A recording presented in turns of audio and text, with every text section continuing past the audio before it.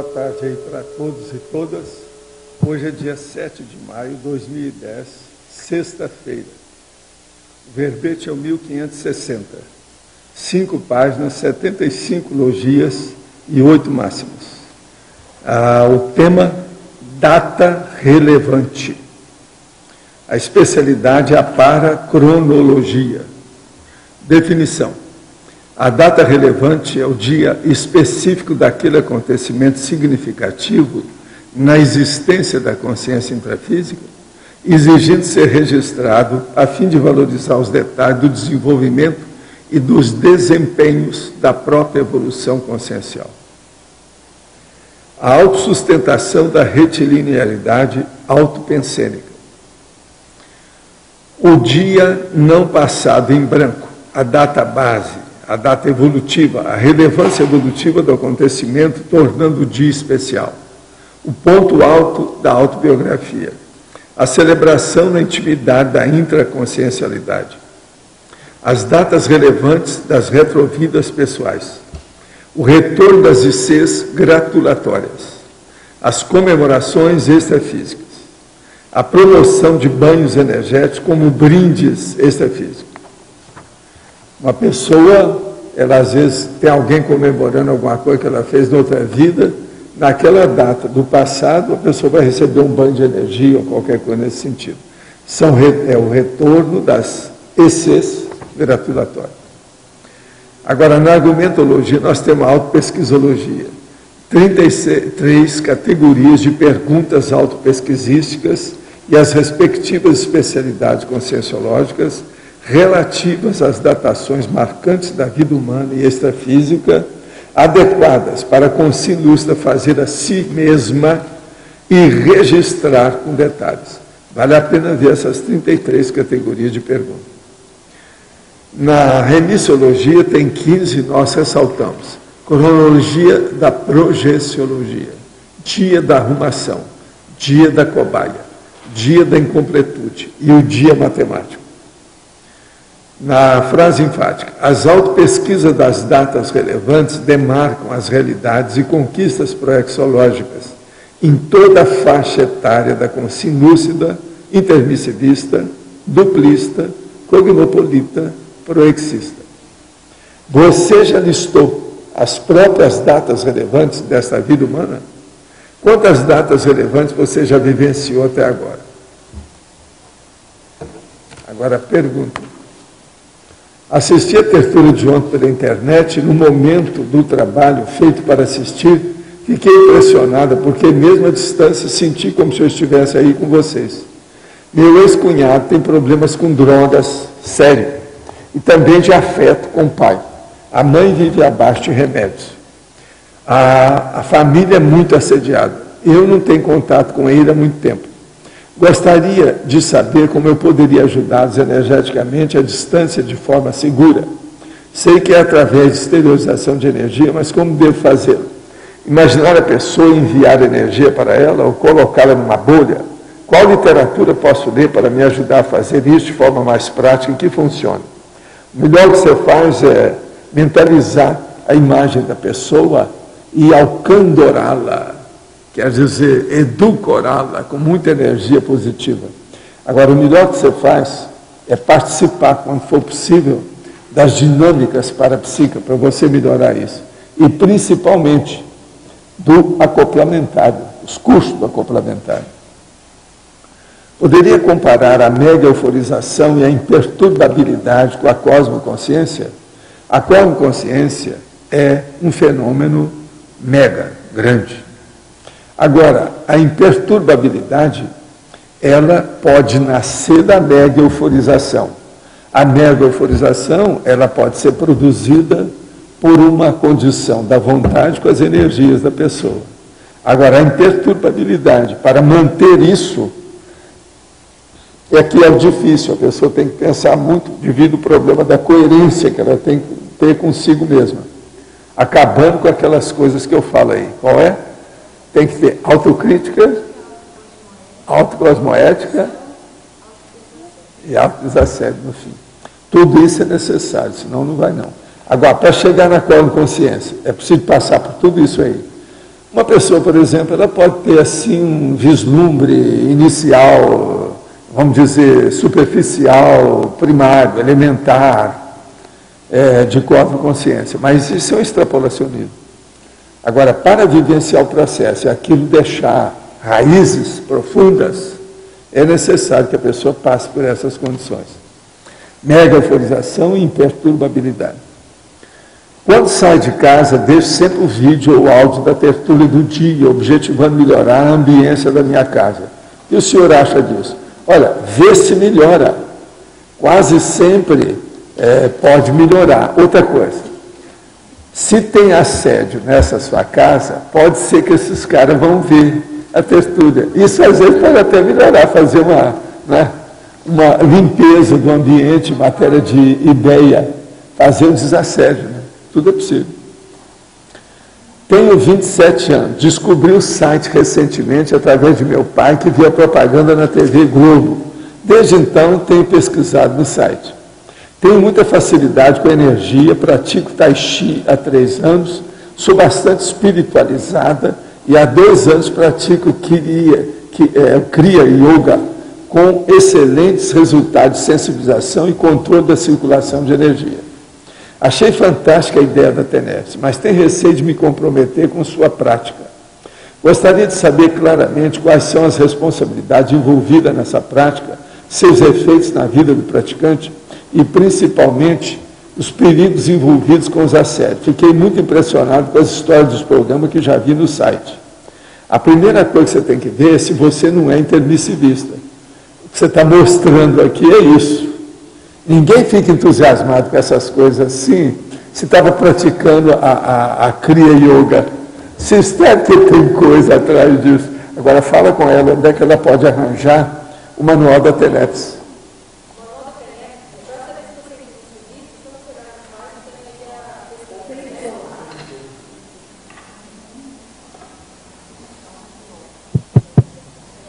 Não, chegou. Para saber se é intermissivista, você pode olhar no próprio site, lá em cima, o primeiro quadradinho tem a pergunta, se você é intermissivista, e vai ter todo um capítulo com questões para você responder.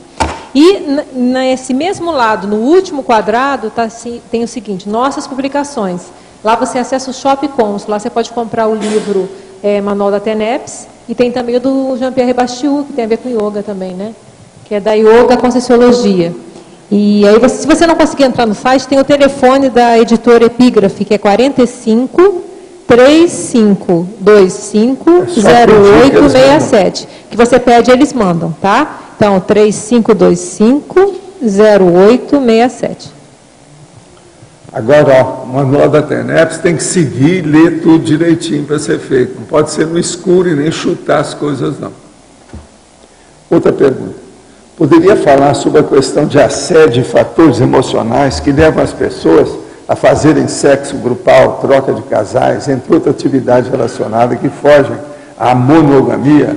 Que tipo de energia, assédio e outras coisas ruins pode acontecer a uma pessoa que coloca sua foto pelado, seminua, sensual na internet ou que pratica troca de casais? Hoje em dia o mundo bombardeia as pessoas e as crianças com imagens que estimulam a sexualidade de forma exacerbada. Qual a sua opinião sobre isso? Na sua opinião, de que forma um casal pode melhorar a questão sexual sem envolver outras pessoas? Qual a sua opinião sobre as fantasias sexuais que envolvem outras pessoas? Seria assédio? Essa que precisava de participar do meu curso, né, que eu já deixei de fazer há muitos anos. Há mais de 10 anos já. Mas o caso todo é o seguinte, vamos aqui. Vamos, segundo o nosso amigo de Londres, você sabe quem é de Londres? Jack o Estripador, vamos por partes, tá certo?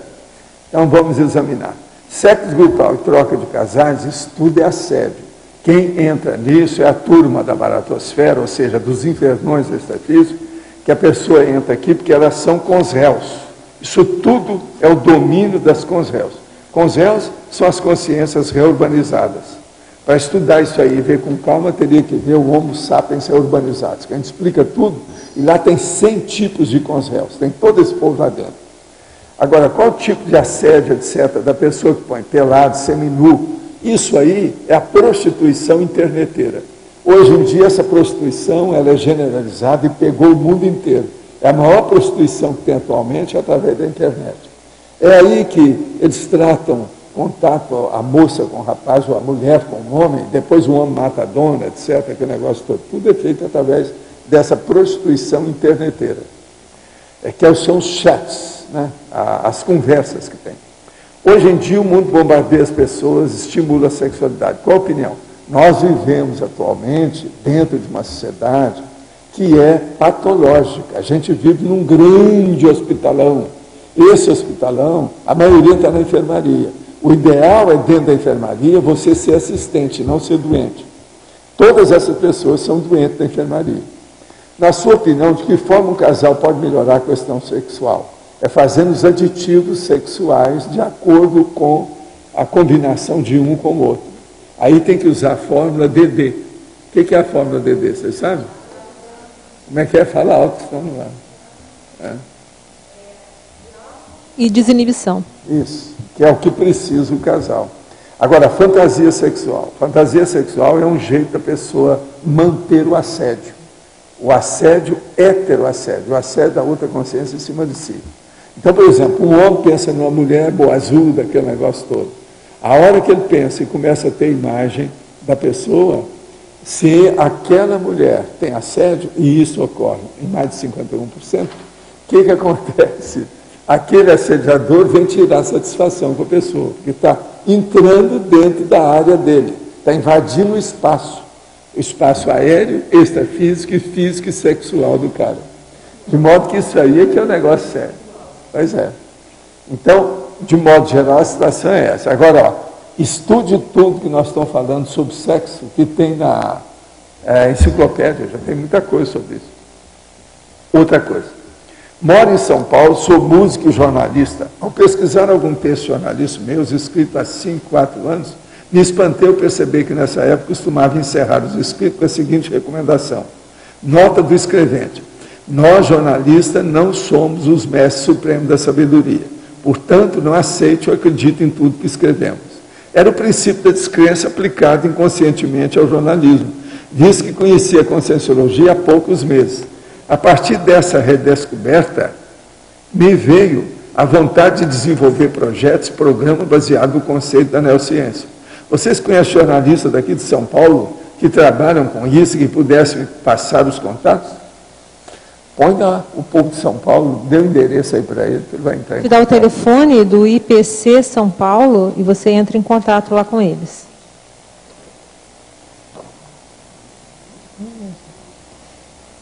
É 011 3287 9705. 011 3287 9705. Lá é o Centro Educacional do IIPC, que é o Instituto Internacional de Projeciologia e Conscienciologia, que estuda Conscienciologia, né? Agora, é bom a gente esclarecer você o seguinte: se você já falava no princípio da descrença, é porque você deve ter feito curso intermissivo. Olha bem como é que faz o curso intermissivo. Veja aí, fala para ele como é que é aí. Ó, o curso intermissivo.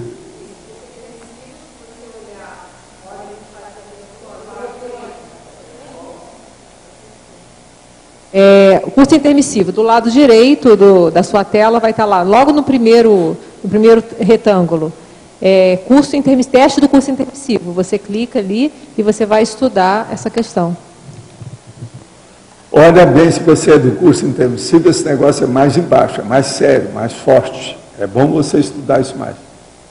Entre as suas retrocognições, desde o ano 1100, qual foi a sua data intra-extrafísica mais relevante, dentre inúmeras que deve ter ocorrido? E na sua atual vida intrafísica? O problema mais sério que houve comigo foi um processo que havia uma guerra e eu já estava no fim da vida. Então, o que se passa? Eu apareci lá porque eu tinha uma certa autoridade moral com aquele povo e eles estavam querendo invadir um castelo e ia matar todo mundo. Agora, eu cheguei lá na hora e falei umas verdades sozinho, ninguém nem pôde me acompanhar e nem quiseram me acompanhar. porque eles estavam esperando que fosse me matar. E eu consegui superar o negócio. Agora, o que se passa? Eu mesmo nessa vida, estive trabalhando ainda com um povo que assolava aquele povo para invadir o castelo até hoje. Eu nunca pude falar para as pessoas que viveram comigo. A principal delas, por exemplo, já dessomou. Eu vi aquilo desde que eu conheci a pessoa. E não pude falar nada para ela. Agora, isso já faz alguns séculos. Agora, na vida atual, intrafísica, foi o capítulo 60 do livro Projeções da Consciência. Olha lá o capítulo 60, Projeções da Consciência. Ele aí vive sempre falando para nós, ele já deve saber tudo. Na polinomiologia, página 29, aparecem diversos tipos de calendário, nos quais muitas retrovidas podem ter se passado. Esse fato não causaria confusão nas rememorações e celebrações, na intimidade da consciência, haja visto que os calendários são bastante distintos? Sim, as pessoas não sabem nada. Outra coisa, quando a pessoa é boboca, aquilo que eu falo é burrilda, burralda e borroide, ela não tem experiência das coisas. Então ela é jejuna. Jejuna é o ilho, é a hora que começa o intestino a funcionar. Então a pessoa só assimilou o processo, mas ainda não limpou, ainda está começando a assimilação. Então essa pessoa não tem noção disso. Ela não tem noção, isso não afeta nada a ela. Agora, quando ela começa a estudar com retrocognição, que ela começa a ver os calendários e paracalendários, o processo, vamos dizer, não só da cronologia, mas da paracronologia, que é a especialidade desse verbete de hoje, ela começa a ver a realidade disso. Isso, pelo contrário, em vez de perturbá-la, vai expandir e aprofundar o conhecimento dela dentro de uma cosmovisão muito maior. Uma consciência assoberbada em determinada fase da sua vida, tentando fazer o melhor para a maioria das pessoas envolvidas, pode ter uma data relevante passada em branco e só rememorada mais tarde. Não, isso acontece com a maioria. O povo todo tem muita dificuldade ainda com retrocognição. Tudo que tem muita fantasia e muita besteirada de religião, que tem que cortar esse processo, senão não melhora não. Enquanto a pessoa está muito assoberbada com os processos da fidelidade ao problema de religião, a pessoa ficar totalmente com a lavagem cerebral disso, ela tem dificuldade com as retrocognições reais, lógicas, racionais. Queria falar para vocês aqui o que está na internet sobre a guerrilha paraguaia, que é um câncer que pode se alastrar, diz o analista. Então, eles estão olhando aí, enfim, o Exército do Povo Paraguaio, o EPP, é um grupo armado acusado de promover roubos, sequestros e assassinatos nessas regiões. Então, estão falando que isso aqui, parece que o grupo já envolve 3.000 homens. O governo do Paraguai afirma não considerar o grupo guerrilheiro como uma ameaça à estabilidade do país. Mas o povo já está de olho, inclusive aqui no Brasil, sobre essas coisas. Porque esse grupo tem relação com as FARC, que são as Forças Armadas Revolucionárias da Colômbia. Agora, aqui no Brasil, tem também gente que tem interesse nisso, que é o Comando Vermelho e o PCC. De modo que todo mundo está de olho nessas coisas. São problema sério e eles estão agora levantando a lebre. Nós estamos aqui junto do Paraguai. A fronteira é 10 minutos, nós estamos lá. Então é preciso ver o que é, vão ficar de olho, o que vai acontecer daqui para frente, nas nossas vizinhanças por aqui. Agora, gente, sobre o processo da mega euforização, ontem não deu para falar, eu quero só esclarecer alguma coisinha aqui rápida, sobre o processo da imperturbabilidade. A imperturbabilidade, ela é uma consequência da mega euforização e ela também pode chegar a manter a mega euforização como um fato normal, corriqueiro e à mão da pessoa a qualquer hora que ela queira. Então, a mega euforização, ela faz a autorreflexão. É preciso a pessoa pensar para ver as consequências daquilo que ela pensa, daquilo que ela sentiu, daquilo que ela sente, daquilo que ela quer, qual é o objetivo dela.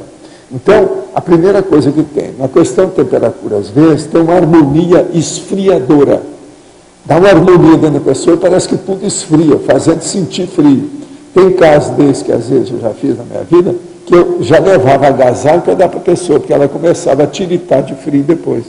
Isso divide o sistema neurovegetativo da pessoa que não está habituada com as sensações de energia quando tem efeito físico e ectoplasmia. Isso é normal. Agora, outra coisa, nessa questão, então, da mega euforização, é necessário a pessoa ver o limite homeostático daquilo que ela faz, daquilo que ela sente, daquilo que ela vivencia. Isso fica igual, então, o detergente que é capaz de sujar. Por exemplo, se você tiver um detergente com muita coisa aí, e você deixar os restos dele, ele, em vez de limpar, ele sujou o ambiente. Então, é um paradoxo do processo. A mega euforização pode chegar num nível desse também. De modo que é igualzinho o caso da euforia negativa. Uma pessoa, por exemplo, ela pode ter euforia, aquela euforia pode prejudicá-la. Outra coisa que eu falo também, a pessoa que tem uma compaixão muito grande, se ela tem uma compaixão muito grande, um médico, por exemplo, vai atender a criança, e ele fica com compaixão, vai ficar igual aquele médico lá do Rio, que pegou o câncer do cara, o menino. Ficou com tanta pena dele que assimilou, fez a assimilação do processo. O menino melhorou e ele ficou com o câncer, no mesmo lugar, tudo igual. A gente trabalhou alguns meses até ele melhorar aquilo tudo. Ele já estava estropiado, porque o negócio foi no joelho, e ele ficou todo alterado com aquilo, sendo que ele não tinha nada antes de nada disso. Então, veja, é o problema do limite homeostático das assimilações. Uma outra coisa, isso aí mostra a complexidade também da nossa vida humana, a vida intrafísica. E faz lembrar o estupro evolutivo, o processo da autorrenúncia que a pessoa tem que ter. Todos esses assuntos estão envolvidos nesse tema. Agora, eu estou só chamando a atenção, porque a gente está começando a falar nessas coisas, é bom vocês ficarem a par do que se passa, dos detalhes entre mega euforização e o processo, sabe, da imperturbabilidade. O que é? Explicar de novo o paradoxo. Não, o paradoxo, por exemplo, presta atenção numa coisa. Uma pessoa, ela fica com a mega euforização. Ela pode chegar num ponto, se ela não tiver cuidado com aquilo, ela vai querer só fazer mega euforização o tempo todo. Ficar numa boa. Porque isso é melhor do que cocaína, é melhor do que crack. Você está entendendo? Agora, então, a primeira coisa, uma pessoa que é toxicômana, ela nunca consegue fazer mega euforização. Entende? Não dá.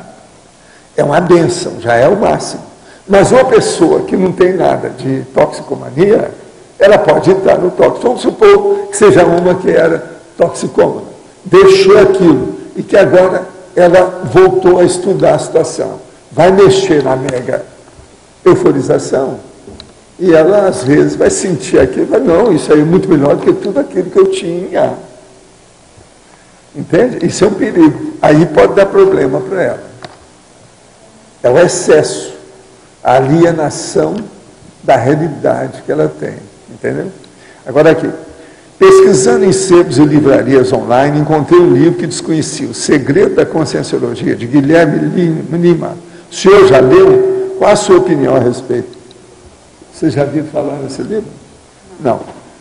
Não conheço, não tenho autoridade para falar nada. Eu sou burro, burraldo, burrildo sobre o assunto. Os sonhos seriam pensamentos fora do corpo? A primeira e única vez que saí do corpo, lucidamente, lembro que eu estava sonhando, me recordei que eu estava deitado, vi que eu estava pensando fora do corpo e aí saí normalmente. Percebi que o meu problema não são as técnicas, e sim a minha dispersão e minha falta de lucidez. Professor, tem alguma dica para melhorar isso? A falta de lucidez eu sei que é coisa minha, mas a dispersão pode ser da idade, tem 17 anos.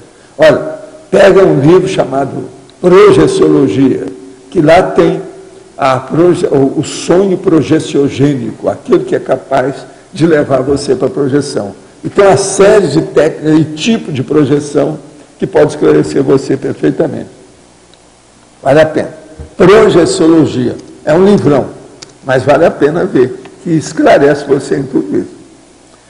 Minha mãe tem 59 anos e se entregou para a inércia. Eu ajudo a ela financeiramente, aconselho a ela a aproveitar o final da sua vida produtivamente. Mas sempre dá uma desculpa e se vitimiza. Ela mora em um ambiente intrafísico degradado por traficantes, pensa que deveria tirá-la de lá, mas não me ajuda, ela não me ajuda. E ajudá-la você acha que eu deveria retirar desse local por minha própria conta, a fim de ajudá-la a mudar essa condição, ou estaria errado? A primeira coisa é bom você ver se você tem irmãos ou se tem outras pessoas que têm ascendência sobre sua mãe. Tem que ver isso aí. E ver quais as hipóteses e considerações disso. Se de ver se ela tem amigas lá, geralmente nessa idade, o problema da amizade é que segura a mulher em determinado lugar. Se de ver são as companhias, como é que é? Se não tem jeito. Às vezes, em vez de tirá-la de lá, tira a ela e a amiga mais próxima dela, leva para um lugar melhor. Isso pode ajudar todo mundo. Às vezes é uma saída. O problema da amizade nessa idade é a pessoa não deixa porque ela se sente insegura quando sai dali. Tem que explicar isso tudo. Às vezes um psicólogo ajuda. Comprei o livro Manual da TENEPS e tem algumas curiosidades. Qual a origem da TENEPS? Minha prima, que é espírita, diz que a TENEPS parece um ritual por ter que ser feita todos os dias no mesmo horário e ficar imóvel e ter alguém nos ajudando com o culto do lar espírita. Poderia falar um pouco? Sim, parece, mas não é. Por quê? A TENEPS é a religião da própria pessoa. Ela volta à sua paraprocedência. Agora, o culto do Evangelho do Lar faz muito assédio e ele é feito em grupo. Então, as pessoas levam o assediador para a própria casa. Eu já vi culto do Evangelho do Lar, que o povo não era bom, mas tinha muita, vamos dizer, boa intenção, boa vontade para fazer aquilo, e fazia o culto do Evangelho lá, toda semana, aquele negócio todo com as crianças. As crianças acabaram sendo assediadas, devido ao povo que estava participando. Então, não se deve fazer reunião espírita em casa, tem que ser feita fora. Ou senão, só se a pessoa tem muito gabarito para isso, ou esteja uma coisa afastada, um seguimento da casa, alguma coisa, mas isso é um perigo, deve-se evitar ao máximo. Agora, a TENEPS, veja como é que ela funciona e olha a diferença. Agora, como ritual, eu só te pergunto uma coisa, o que não é ritual? Você vai dormir, você tem um ritual, você vai comer, você tem um ritual, até para fazer sexo a pessoa tem ritual. Outra coisa, eu estou aqui no meu ritual de professor no online, falando, ó o meu ritual, sento na cadeira, falo, respondo, tem 2 microfones, ó o ritual, tudo na vida é ritual. Agora, não é ritual, presta atenção, não, místico, doido, de lavagem cerebral, não tem nada disso, é a pessoa consigo e o amparador. Então é tira-tema, é soco na cara, fratura exposta, impacto-terapia, não tem jeito. Não compare essas coisas com o Evangelho no Lar e o culto do Evangelho no Lar, que não é a mesma coisa. Eu sei dessa história toda e sei qual é a diferença enorme. Agora, onde é que apareceu a TENEPS? Eu já praticava a TENEPS em vidas anteriores, e muita gente que eu conheço também já fazia isso. Foi assim que a gente conseguiu chegar no processo do FIEC. Qual a relação entre a evolução da consciência e a evolução do soma, baseando-se na teoria de Darwin? Sabe se ele já se encontra ressomado e se está atuando no contexto da conscienciologia? Olha, não tem nada a ver com isso. A pessoa que está perguntando não está sabendo de nada, tá certo? Agora, seria bom falar o nome dessa pessoa aqui. O meu amigo, o outro meu amigo. Quem está falando isso aqui é um cara chamado Márcio Cardoso, tá certo? Márcio Cardoso, eu não sei quem é, ele está perguntando, o problema então fica entre vocês, entre o Márcio e vocês, é um problema que eu não tenho nada a ver com isso, tá bom? Eu sou apenas aqui um agente de notícias, estou fazendo o meu trabalho do dia, né? Informações do dia, igual o programa de rádio, daqueles que eu tinha, né? Vamos fazer o trabalho assistencial do dia. Então, fazer as ligações. Achados e perdidos. Hoje foi encontrado fulano. Não estou nessa, tá vendo? Tá certo? Não está aqui quem falou, não é isso? Como é que é? Me inclua fora dessa, não é isso? Tudo isso aí serve. É. Pode falar. Ó, não, isso aí é aquele negócio, deixa eu repetir, que é bom. O Márcio fica sabendo se eu estiver ouvindo. O problema é o seguinte, no interior tinha as quermesses. Então, na quermesse tinha o alto-falante. No alto-falante eles colocavam a música com oferecimento. A pessoa pagava e eles colocavam a música. Então, chegava o locutor e falava assim, e agora, piquenique trágico, que alguém oferece a alguém, e esse alguém sabe quem. Acabou. E aí tocava a música. O piquenique trágico, um negócio danado, um processo de emoção trágica, terrível. De modo que a mesma coisa é aqui. Que alguém oferece a alguém, e esse alguém sabe quem. Terrível. Mas fala. Professor, considerando as múltiplas existências e também o fato de que a consciência não tem idade, tem alguma importância comemorar aniversário? Qual aniversário? Aniversário Não, aniversário das pessoas. Não, isso faz parte. Outra coisa, você às vezes é obrigado a comemorar devido social que você é obrigado a fazer. Isso não tem jeito, não. Tem certas coisas que não tem jeito. Por exemplo, e as surpresas que tem de aniversário? Aquele negócio de acender a luz, na hora que você acende, tá aquele monte. Tá. Isso faz parte da vida, o que você vai? É o social. Todo mundo, não tem jeito de fugir do social, a vida humana exige isso, não tem saída. Agora, tem muita gente que não gosta disso, por exemplo, na minha idade é uma besteira esse negócio de comemorar aniversário, é vendo? Você já está com o pé na cova, que negócio todo, na Avenida da Saudade, já está pensando no crematório, como é que é o crematório, se funciona bem, como é que é, tal. Mas então...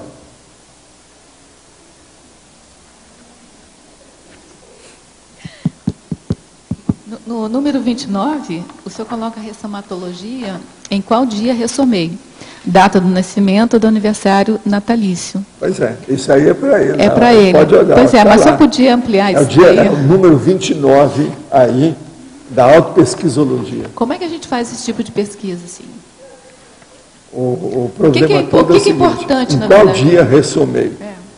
A data do nascimento ou do aniversário natalício?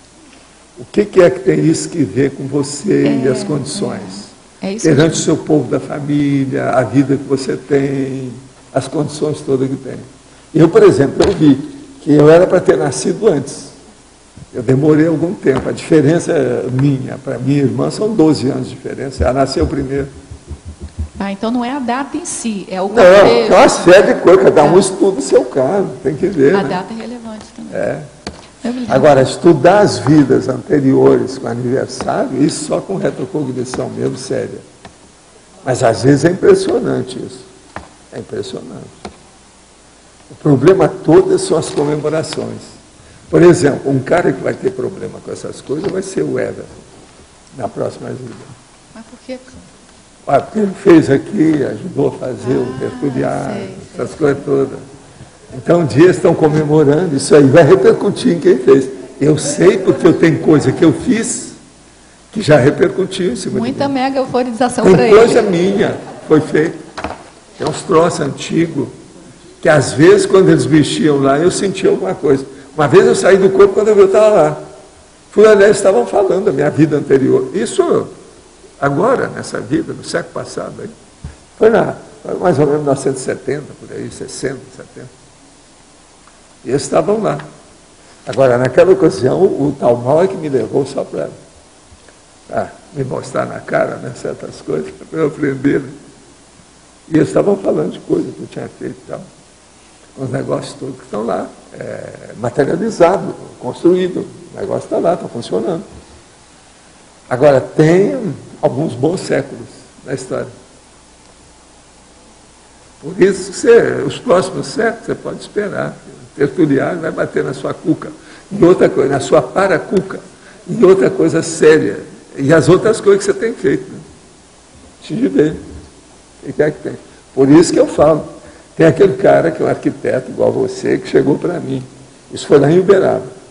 Val, eu estou aí com uma casa, agora o que se passa? A fulana está querendo que eu faça lá uma casa grandona, um monte de quarto, aquela coisa toda.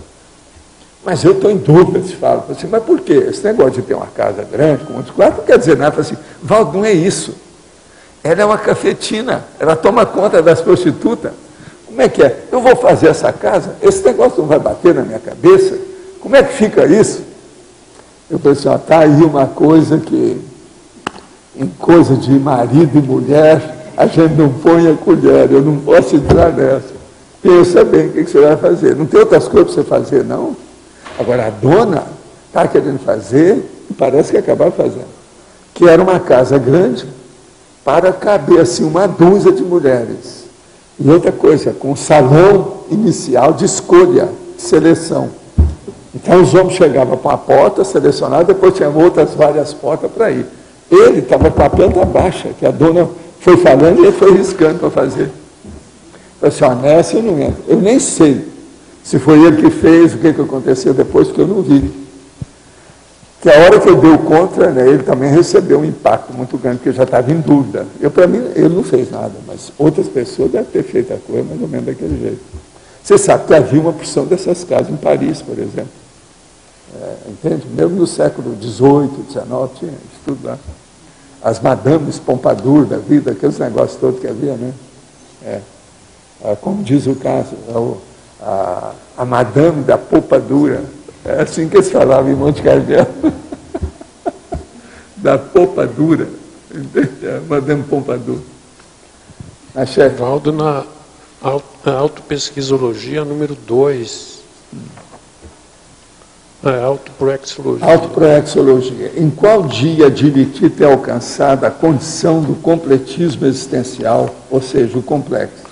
Isso aí é o máximo, né? Eu queria saber como que... Quem é aqui que já alcançou esse complexo? Fala para mim aí que eu quero saber. Como é que ela percebe? Deve ter gente aqui que já alcançou isso. Valdo, a pergunta é como ela percebe que ela chegou nisso. O que você quer? Como ela se percebe que chegou nisso? Não, ela não percebe, presta atenção, ela fez uma obra que equivale ao complexo. Ela sabe, ela não percebe. Agora, ela que induziu. Por exemplo, quem vê seu livro, a sua mega GESCOM, pode ser que seja o seu completismo. Não, a pergunta mais é o seguinte, eu vou reformular a pergunta. Ela vai saber disso tranquilamente? Se ela tiver lucidez, o problema é dela. Sempre vai saber, porque completismo é uma coisa que a pessoa está procurando. Ela sabe o que é, depende dela. Ela tem que saber. Isso aí não precisa esperar amparador para dizer nem nada, não. Provavelmente ela vai saber. Né? Vai. Agora, na ofiexologia número 24, eu queria saber em relação a você, que você deve lembrar... Em qual dia instalei com a evoluciólogo e a consciência amparadora de função, oficina extrafísica? Lógico que você deve lembrar desse dia. Uma coisa eu sei. Agora... uma coisinha. Tá certo? Mas, por exemplo, quando iniciou a OFIEX, independente desse dia, você... Lógico que... Não, eu já sabia das coisas todas antes, né? Eu estudei isso tudo antes. Eu sabia de todo esse processo. Agora, veja, eu sempre falei que o OFIEX é uma das coisas mais transcendentes de tudo que eu falo aqui. Transcende muita coisa.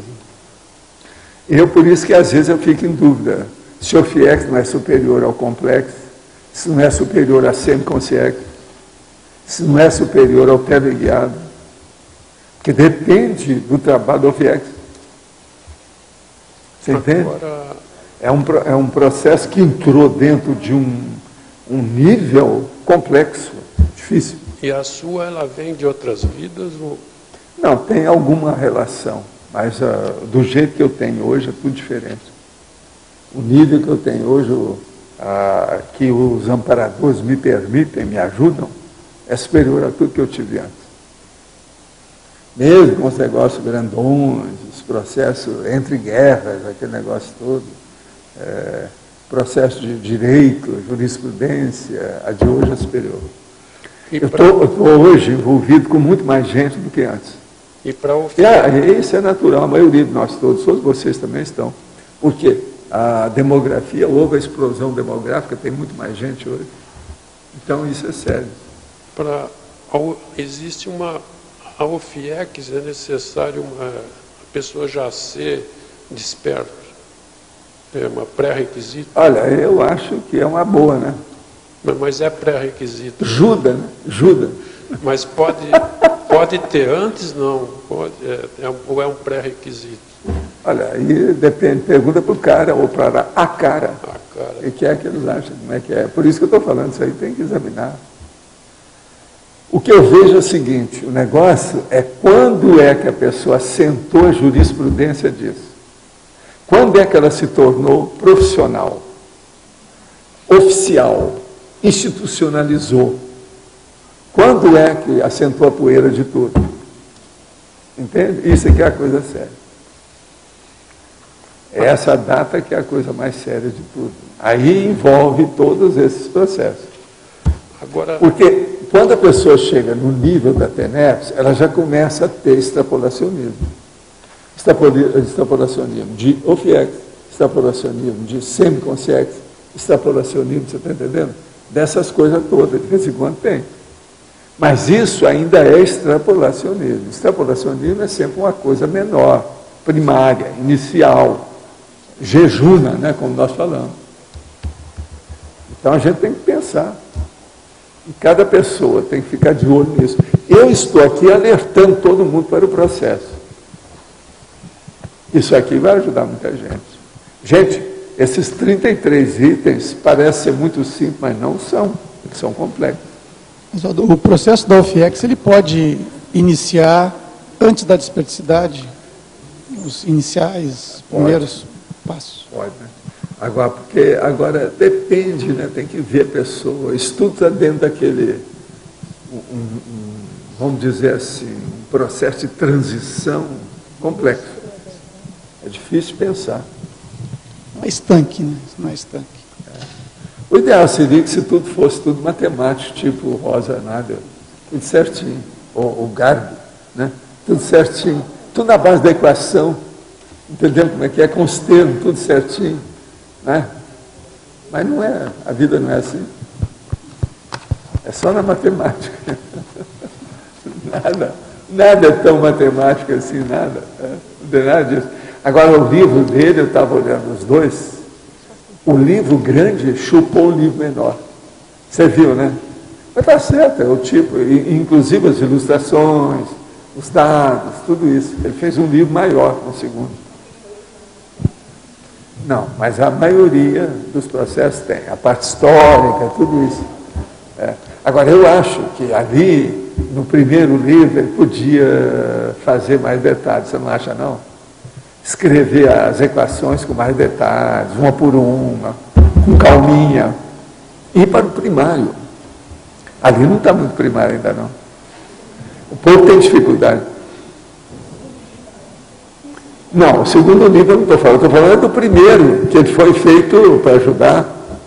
Eu acho que devia de especificar mais os processos das equações. Do jeito que eu faço as minhas coisas, que eu coloco entre parênteses. Eu devia de fazer as equações, colocar tudo entre parênteses de início. Faltou didática naquilo lá, eu acho. Você não acha, não? Tem que analisar melhor. É. Olha bem, de cara ele vai falando, as equações são essas. Ele fala quais são as algébricas, que é a primeira que chega. Então, mas ele não discrimina o que é que deve ser. Uma pessoa que não está afeita a esse processo, ela não vai entender isso, bobagem. Outra coisa, para aliciar o povo para a matemática, tem que expor ainda mais, esse negócio tem que ficar mais fácil. E a pessoa vai começar a gostar daquilo. Matemática, para mim, é igual a enigmística. Tem que ensinar tudo para a pessoa como é que é. O que é charada, o que é o salto do cavalo, o que é palavra cruzada, o que é um enigma, entendeu? Com calma, até a pessoa entender, dar exemplos. Não vai não. Ali está muito por cima ainda. Na página 31, na taxologia, o 18, a intermissiologia, eu queria entender melhor essa questão que o senhor fala da suposição de um lustro antes da ressoma. Fala um pouquinho sobre isso. O caso é o seguinte, aqui ó. Em qual dia iniciei, pelas leis da probabilidade, o curso intermissivo pré-ressomático? Suposição. Estou dando um exemplo. Por exemplo, 5 anos antes da ressoma atual. Mas a minha dúvida é o seguinte, essa suposição é que geralmente há um padrão de ser um lustro... Não, eu estou dando aqui porque é o que deu para a pessoa, mas com 5 anos já... Eu sempre falo em 5 anos antes de renascer, quer dizer, um quinquênio. O que aconteceu nesse quinquênio com você, antes de você renascer?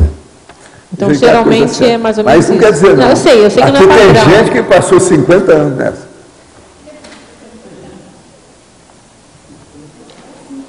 50. Aí a situação já é diferente. Mas Quinqua. Aí já entra a matemática, a aritmética. Mas teria predominância de algum dos casos que você já falou? O senhor falou que às vezes fica muito tempo, porque a pessoa está precisando aprofundar ou está muito tempo? Uma coisa eu posso te falar para generalizar. Por enquanto está demorando muito. Com o passar do tempo vai demorar menos. Entendeu? O povo vai fazer os cursos mais rápidos. Mas por enquanto ainda demora muito. E há muita oscilação, é muito instável. Um demorou 5 anos, o outro demorou 25, o outro 75, sei lá, né? Tem de tudo. Varia. Até a pessoa se predispor, porque ninguém força nada, não há estupro evolutivo. Tem que esperar a definição da pessoa, a vontade dela, o que ela quer. Professor. Então, como é que fica? No item 28 da autopesquisologia, ressexologia... A ressexologia. Em qual dia conseguir a libertação definitiva do maior vício pessoal? Como é que a gente pode dizer que fez a libertação definitiva de um vício? Como é que parâmetro a gente pode usar? Da pessoa. Isso aqui já é bom para a pessoa fazer análise. Por isso que está, ó. Você viu o título desse parágrafo? É autopesquisologia. Por exemplo, o toxicólogo. Ele vai falar para ele mesmo, ele vai falar para você e para mim, se ele realmente deixou o tóxico ou não. Se ele ainda é mole, covarde, tíbido, medroso, ele ainda não deixou nada.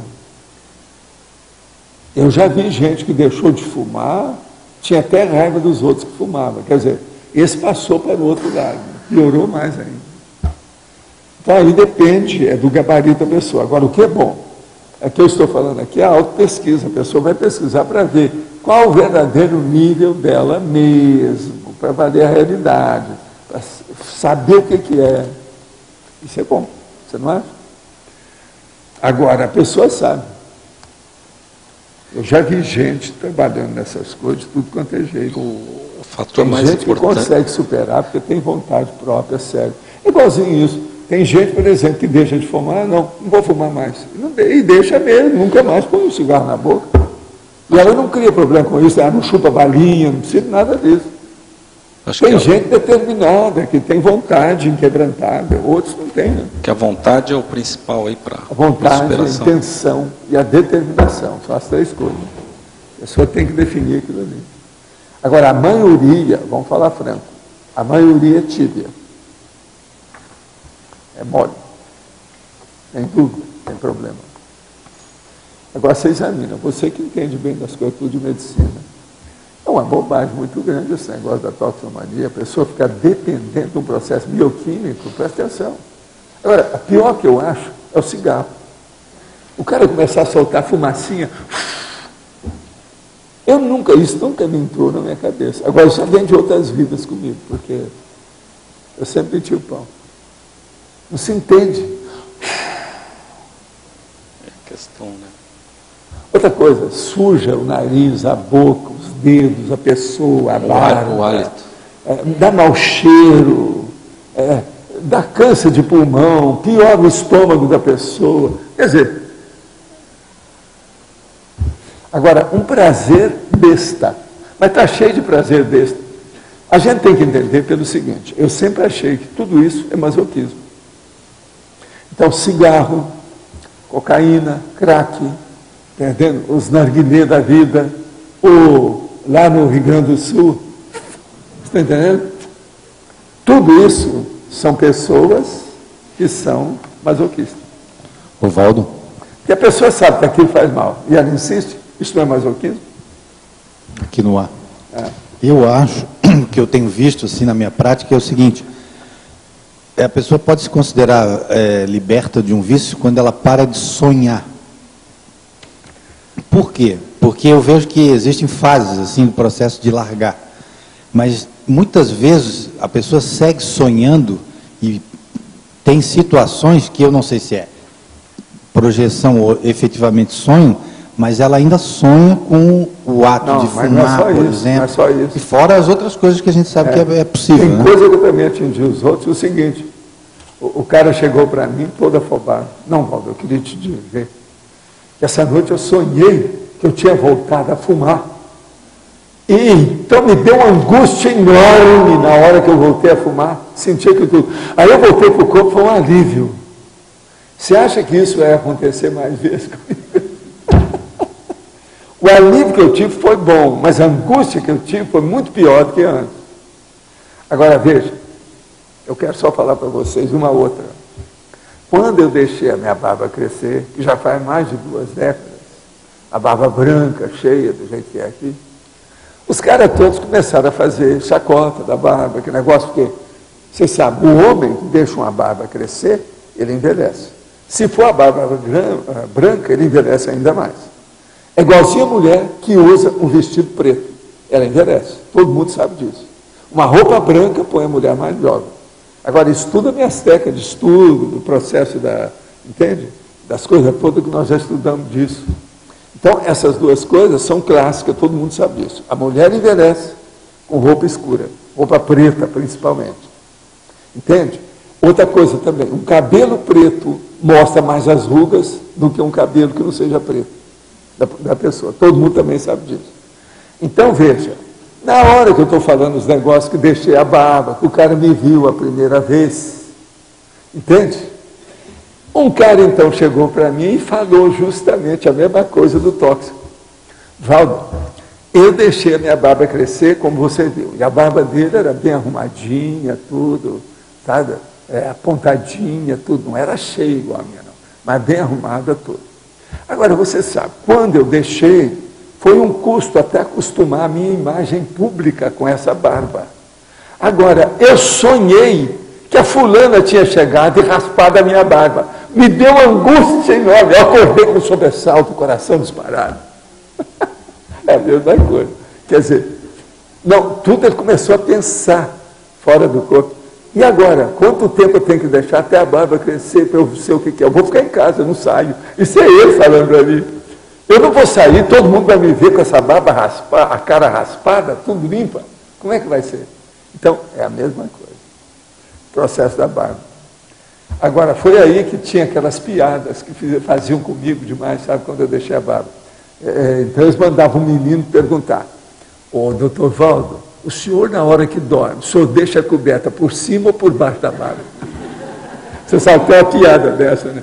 Que o velho, a primeira vez, tinha deixado lá, foi dormir, estava fazendo frio, então ele ficou sem dormir. Porque eu colocava em cima, não estava certo, colocava embaixo, não estava certo. Ficou sem jeito. Entende? Por causa do frio. Bobagem. Mas eu estou só falando para você ver que até a barba cria o problema dessa. Né? Agora aqui, quando falamos de transmentor, amparador, esses são os mesmos que conhecemos no Espiritismo como guias, mentor espiritual? Não. Os guias de doutrina, de religião e de seita, Espiritismo é uma seita cristã, eles são guias cegos, eles não são técnicos. Se ele fosse técnico, ele ia dar uma mensagem lá para vocês acabar com o Espiritismo, as bobagens de Allan Kardec, os troços todos. Eles não falam a verdade. Eles contemporizam, eles são lenientes, por isso que são guias cegos. Agora, os nossos aqui não, eles falam tudo na bucha, do jeito que eu falo. Que o negócio é falar a coisa do jeito que precisa.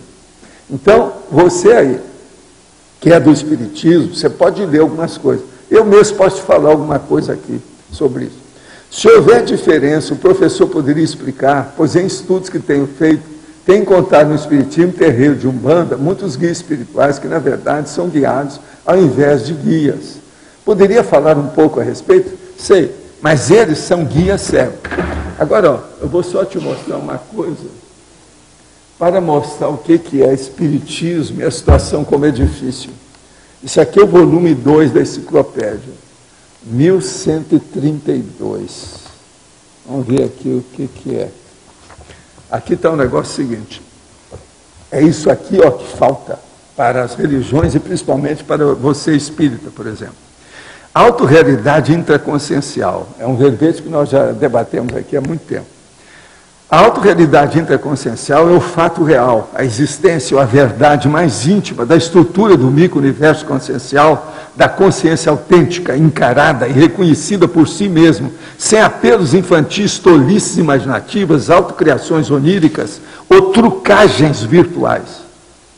Quer dizer, isso aqui é um verbete da enciclopédia. No caso, é que eu indicaria para você entender isso. Primeiro, você tem que entender você.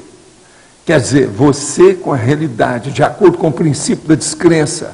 Você sem ser doutrinado por ninguém ou lavado cerebralmente por nada. Toda seita, ela lava cerebralmente as pessoas e elas se tornam fanáticos. Agora, os fanáticos só melhoram através disso. A autorrealidade interconsciencial. Eles têm que entender como é que eles são. Aí, ele vai ver o guia cego com autocrítica e heterocrítica. Ele vai ver a realidade do guia cego e vai ver a diferença conosco. Aqui, por exemplo, não se faz estupro evolutivo, mas, em compensação também, não deixa passar verdade nenhuma. Se o negócio, se a pessoa não está com a realidade relativa das coisas, o amparador cai fora, ele não fica com a pessoa. Por quê? Essa pessoa está ainda sendo dominada pelos guias cegos. Então, por isso, há uma diferença enorme entre o processo da seita e o problema nosso. Que a gente está falando aqui é a base do princípio da descrença, com lógica. Então, a situação é diferente. Agora, esse verbete, a pessoa pode encontrar isso no Dividir, né? Fala aí para ele, se ele quiser ver. E lá tem outros verbetes que pode esclarecer isso tudo, inclusive sobre guia cego. É só olhar que tem. É só ler ou procurar amparador e guia cego, você vai ver a diferença de um com o outro, com detalhes. Isso é só você entrar no nosso site, tem o ícone Nossos Livros do lado direito, e lá você vai entrar no Shopcons e você encontra a enciclopédia em DVD com 1.365 verbetes. E aí tem tudo isso lá. O senhor poderia explicar qual o nível de imperturbabilidade de um desperto, como alcançá-lo?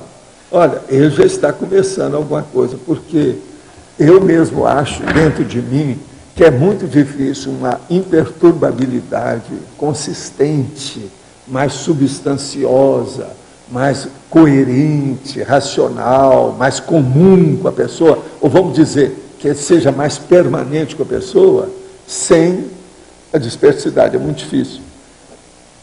A pessoa tem que ser desassediada, mais ou menos, dentro da situação, para ela ficar imperturbada. Senão, como é que é? Ela vai ficar perturbada.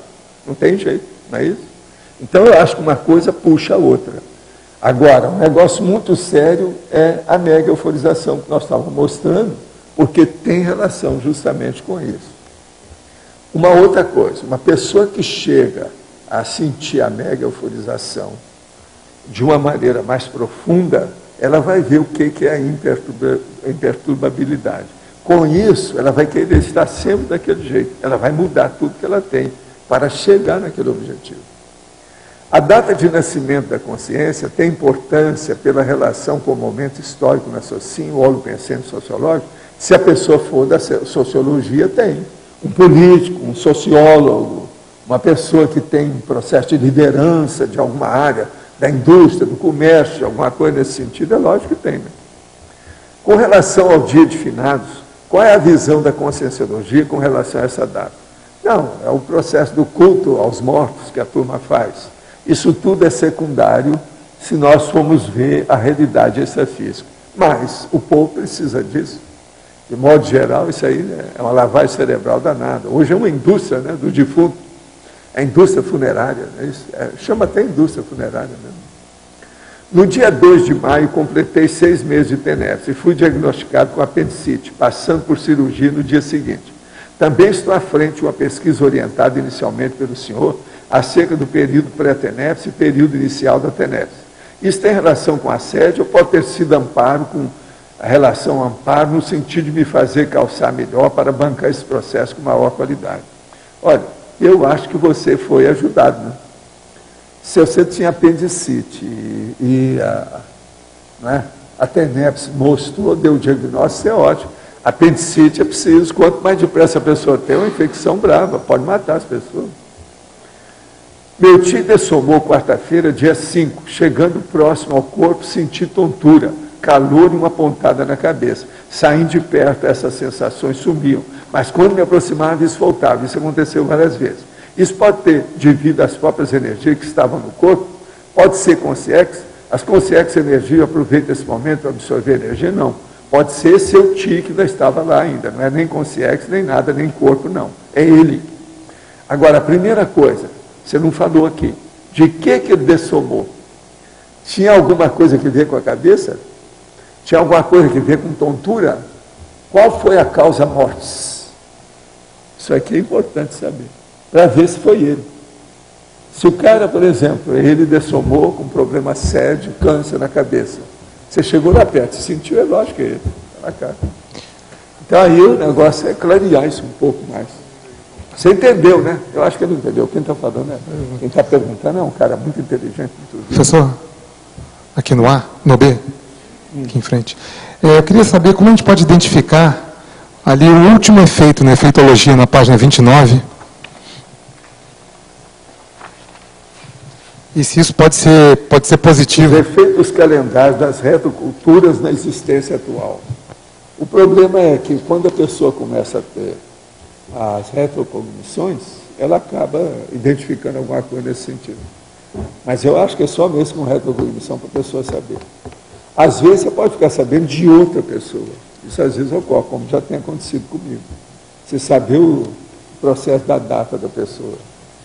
Mas isso, pelo trabalho que ela exercia. Mas isso pode ser positivo? Pode ser uma coisa positiva? Pode ser, mas também pode trazer, acarretar problema. Eu sempre conto o caso daquela senhora lá do Rio, que ela dirigiu uma obra de assistência espírita, sabe? De assistência aos outros. Agora, o que se passa? Ela tinha sido a mulher que tinha fundado aquilo na vida anterior dela. Então, toda vez que ela ia fazer a comemoração, ela exaltava muito a pessoa dela da vida passada. Então, eu cheguei para ela e falei assim, você já está desconfiado, já está sabendo que você foi a fulana. E você está insistindo em falar essas coisas. Os assediadores, daqui a pouco, vão chamar você que é hipócrita. Isso é um negócio bravo, é sério. O melhor é você deixar outras pessoas para fazer a comemoração, e você só assiste, participa, tal, vai ver o que dá. Ela falou assim, Valdo, isso aconteceu comigo, eu não entendia isso. Várias vezes nós comemoramos aqui, eu fiz verdadeiro discurso, uma palestra enorme sobre ela antes, e eu sabia que o negócio é comigo mesmo. Mas agora, quando eu ia dormir, eu passava mal com os negócios por causa do problema. São os assediadores. Agora, nenhum deles te xingou, não, que eles vão acabar te xingando. Hipócrita! Uma opção de coisa nesse sentido, porque a pessoa não está sendo correta consigo mesma. Como ela achava difícil falar que ela tinha sido a outra, falou assim, então, não comemore, não faça um discurso, deixa para outros fazerem. A partir disso, as coisas melhoraram. Agora, veja, era ela mesma. A outra morreu velhinha, tudo. Essa outra era mais nova quando veio. Agora, tudo para prosseguir o trabalho, porque a velhinha não tinha acabado o serviço. Ela veio para consolidar o trabalho de assistência. Assistência à criança. E, por exemplo, uma data comemorativa em outro país, que a gente teve uma vida em outro país, uma data que é comemorada até hoje. Internacional, vai dar na cabeça, na cachola do cara, ou da mulher. É óbvio. Agora, chega num certo ponto que essas coisas já não faz mais moça. Elas não criam mais, a pessoa está isolada. Como é que chama a pessoa que não pega nada nela? Blindada. O que mais? Tem outro nome. É isso aí. Então ela chegou num ponto que nada disso mais pega. Porque às vezes já está numa condição melhor que aquilo tudo. Capite? Sim, mas como é que a gente pode identificar esse tipo de coisa, assim? Lembrando, né? Retrocognição. Você lembra o almoço que você comeu hoje? Você comeu batata? Não? Comeu peixe? Você comeu bife preto? Não. Não? Ele não comeu nada. Pelo que eu estou vendo, eu já perguntei tudo. Professor. Se de saber se ele está lembrando corretamente também, né? Quem é que almoçou com ele? A Daiane, mas ela não Vamos fazer pesquisa. Não, João, você está entendendo? A pessoa é aquilo que ela lembra. O processo é que acaba lembrando mesmo. Retrocognição é uma coisa evidente, palpável, concreta. Na página 29, na efeitologia, o senhor já comentou, por acaso, o efeito evolutivo da ordem das coisas? O que é exatamente esse efeito evolutivo da ordem das coisas com relação à data relevante? Os efeitos, onde é que está isso aqui? Na segunda linha o da efeito efeitologia. evolutivo da ordem das coisas. Sim. Com relação à data relevante, como seria essa análise? Como é que a gente faria essa análise? Datas relevantes, ordem das coisas. Deixa eu só te explicar, Adélio. Você ter uma data de uma determinada personalidade, isso pode fixar a sua retrocognição. E a sua retrocognição pode trazer uma personalidade que você vai ver quando ela viveu. Agora, já tem gente, por exemplo, que lembra que foi determinada personalidade há algum tempo. E outra coisa, ele lembrava daquilo, mas não tinha uma fixação séria. Agora, chegou um ponto, o que ele fez? Quando eles começaram a comemorar o processo da data da outra personalidade, ele viu que aquilo repercutia em cima dele. Ele nem estava pensando naquilo, quando ele viu, eu recebi aquelas coisas todas na cabeça, tal, o negócio tudo vinha. Aí ele confirmou, quer dizer, a data confirma e as retrocognições confirmam a data. Tem uma opção de coisa nesse sentido. A data confirma a ordem das coisas, é mais ou menos por aí. É uma delas, por isso que eu coloquei aí. Uma outra só rapidinho aqui, na ciclologia logo abaixo, o ciclo do aniversário, o senhor já comentou bastante sobre aniversário, mas esse ciclo é o ciclo do ano? O ciclo do aniversário. É o ciclo anual, aniversário a aniversário? É o ciclo anual, mas não é só isso. Por exemplo, tem aquela mulher que está para morrer. Então, ela já está cheia de metástase, o povo está lá só esperando para dar a causa-morte ou atestado de óbito. Agora, o que se passa? Ela não morre.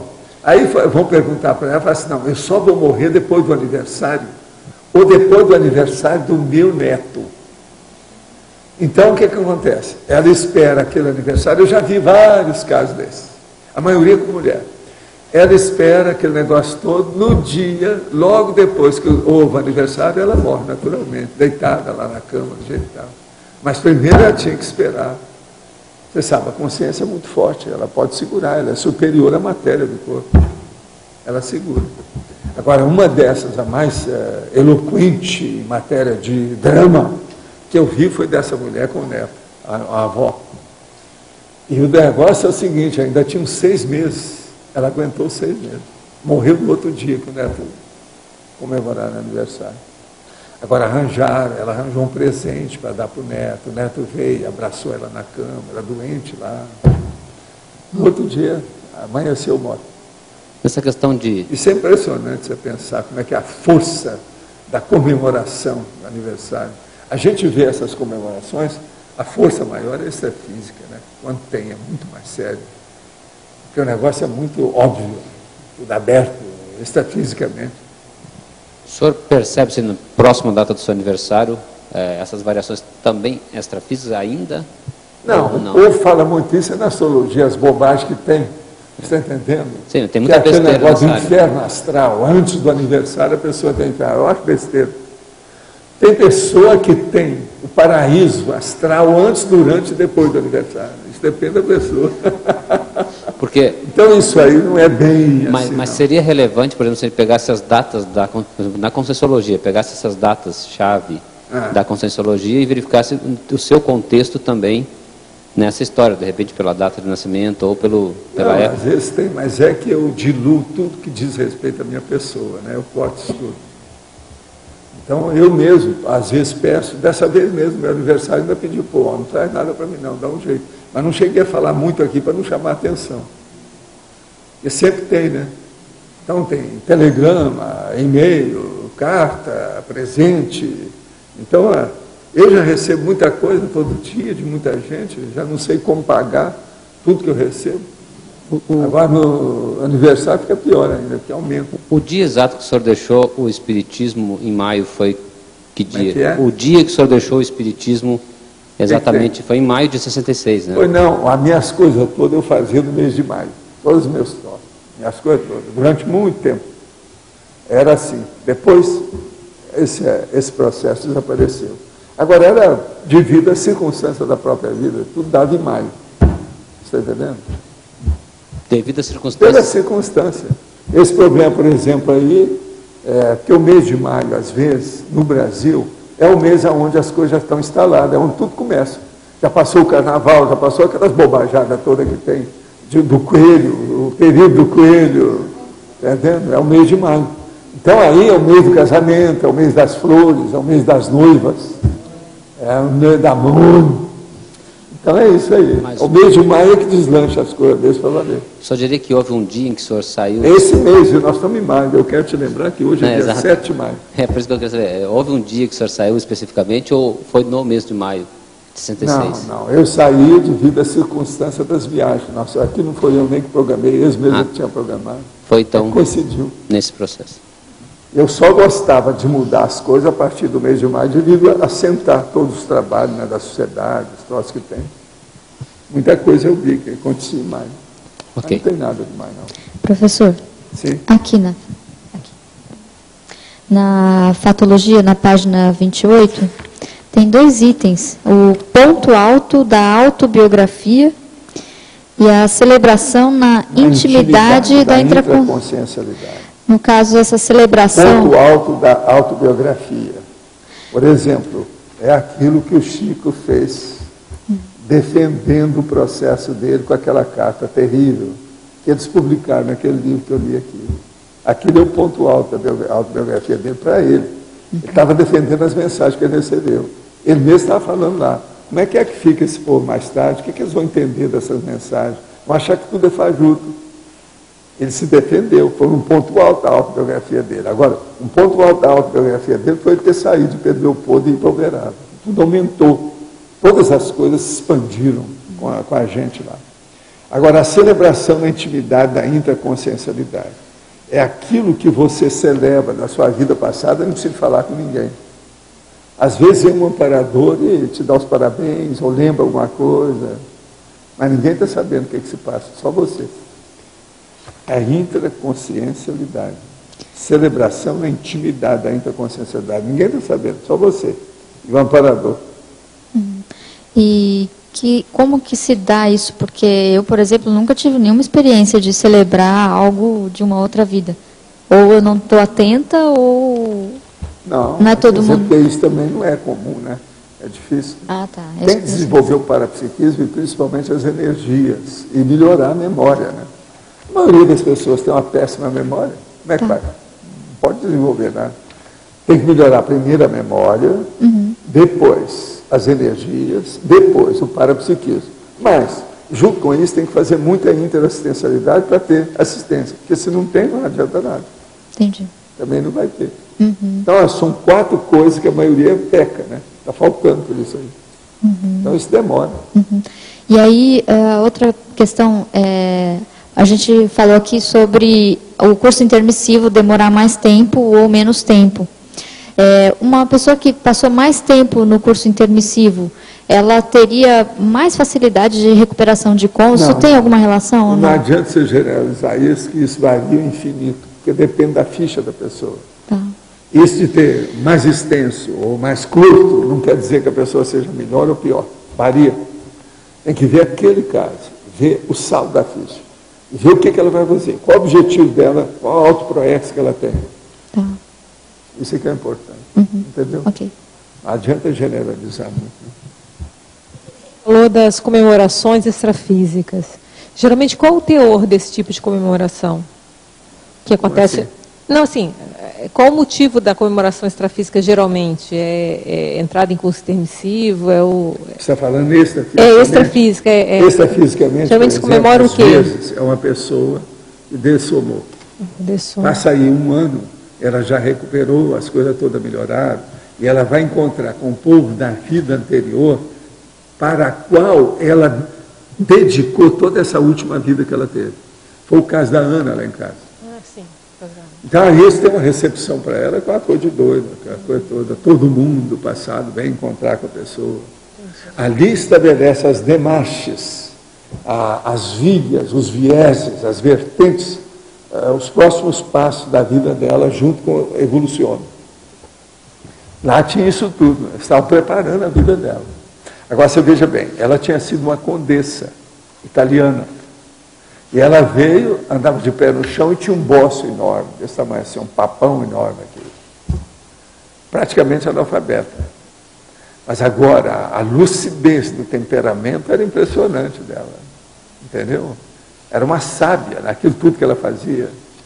Ela foi cozinheira lá em casa durante muito tempo, fora de série. Agora, ela tinha alguma percepção das coisas, com toda a grossura da vida dela, né? Vamos dizer, o que ela estudou, a formação cultural dela era muito grossa, né? Agora, o que se passa? Ela tinha percepção.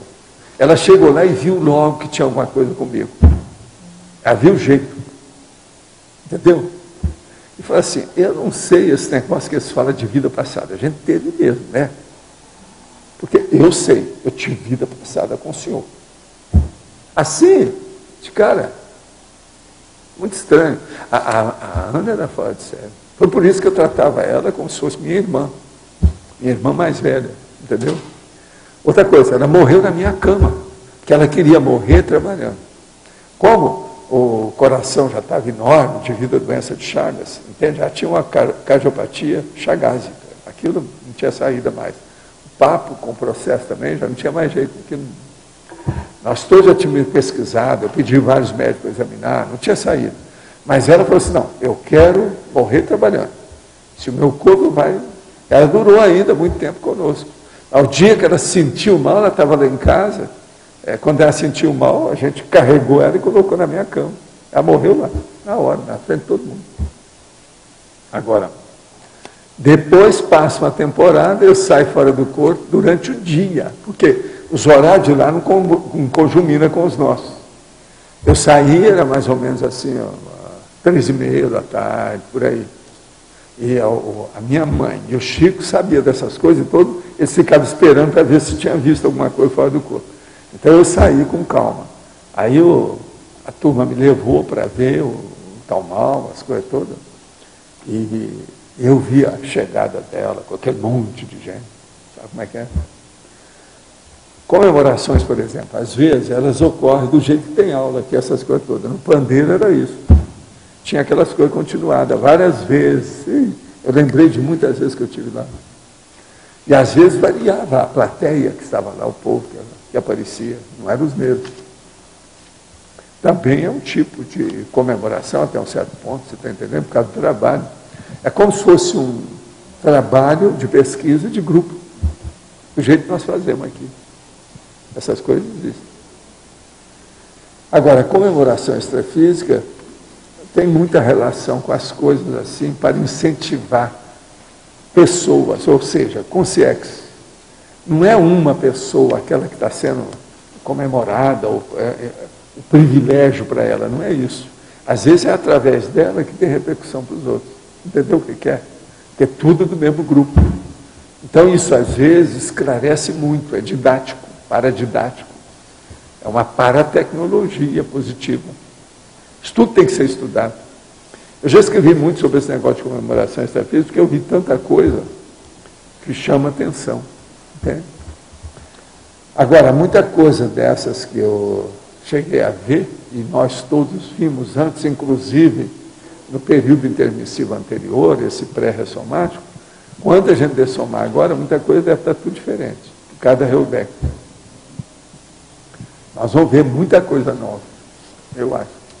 Isso é bom, positivo. Na página 29 também, na numerologia, parece que ali na numerologia ficou concentrado a essência da autoconscienciometria cronêmica, né? Ali o senhor colocou basicamente as técnicas para se datar o que há de mais importante na nossa existência, de certa forma. Para ajudar, né? Então, porque eu vejo que no verbete, muitas vezes numa sessão, o senhor concentra mais forte a essência daquele verbete, né? Às vezes, né? Quando o assunto permite. Porque se você juntar estas ideias aqui com a questão lá da autopesquisologia, você consegue fazer uma autoconscienciometria bem forte em termos de cronêmica pessoal e pode refletir isso aí também na... As inter-relações sempre ajudam a pessoa, né? Porque expande a cosmovisão. Sempre ajuda. Associação de ideias. Porque o senhor coloca ali, mais tarde, né, no polinumerologia, eventos, datas, nomes e números. Se eu pegar em cada um desses contextos, eventos, datas, nomes e números, eu estou pegando a essência também. Isso aí são 4 termos ou variáveis, né? que vale a pena levar em consideração qualquer coisa que mexe com cronologia. Tenho feito atendimento voluntário da terapia de florais de Bach. Qual a visão da Conscienciologia acerca desse tipo de assistência? Olha, eu acho que isso tudo é sugestão, é hipnose, não vale nada, tudo é besteira, bobajada, é assim que eu falo, sempre foi. Dentro das terapias alternativas, eu acho essa uma das mais infantis de tudo, de 100 que eu estive examinando, das mais infantis, esses florais de Bach. Isso tudo é sugestão. Agora, sugestão tem com música, tem com cores, tem um monte de coisa. Agora, o florais de Bach é terrível. Eu não vejo nada disso do ponto de vista essencial, racional, positivo das coisas. Agora, é lógico, se você faz até uma prece com uma pessoa, se ela levar aquilo em consideração, pode melhorar o ambiente dela, as energias, o pensamento, tudo isso. Tudo é um processo de sugestão. Uma hipnose, por exemplo, às vezes pode ajudar muito, mas é que a maioria é lavagem cerebral, precisa ter cuidado com isso. A detecção da data relevante pode ser indício de PROEX? Depende. Precisa examinar, né? Não é só isso, não. Precisa ver os efeitos dessa história. Quais são as consequências, as derivações disso? Com relação à bebida, sou alcoólatra, tenho 25 anos. E, como marco da minha vida para parar de beber, foi no dia 6 de novembro de 2008. Foi quando bati o pé e disse, a partir de hoje não põe mais um gole de bebida na boca. Colocar essa data foi mistério para me dar força para continuar sóbrio. Por exemplo, hoje uso essa data para incentivar a mim mesmo. O dia 6 foi o dia da minha libertação. Eu ainda tenho relação com a bebida, pois ainda está muito recente. Não digo que já superei. Vou ao bar, boate, não sinto a mínima vontade. Mas não digo com certeza que superei. Mas para mim, o marco é aquele dia. Colocar datas é muito útil. A primeira coisa é o seguinte, deixa de ir a bar e boate, deixa de ser besta. Deixa de ser boboca. Não é por aí, não. A gente vê direitinho que você está com um pé num lado e outro pé do outro. Para com isso. Se a coisa não presta mesmo. Não adianta fazer maquiagem. Esquece as boates. Nunca mais pise numa boate ou num bar. É o melhor que você faz. Esse aqui é o melhor. Agora, ó, quero te dizer o seguinte, os alcoólicos anônimos, eles gostam muito de marcar o processo de datas. São muito importantes para eles. Então, você pergunta para ele, você deixou de beber? Sim. São 3 meses, 15 dias e 16 horas. Ele sabe tudo. Porque aquilo é muito importante, que ele vai levando para acumular o negócio. Por quê? Você sabe que processo de cocaína, por exemplo, a pessoa passou um ano aí.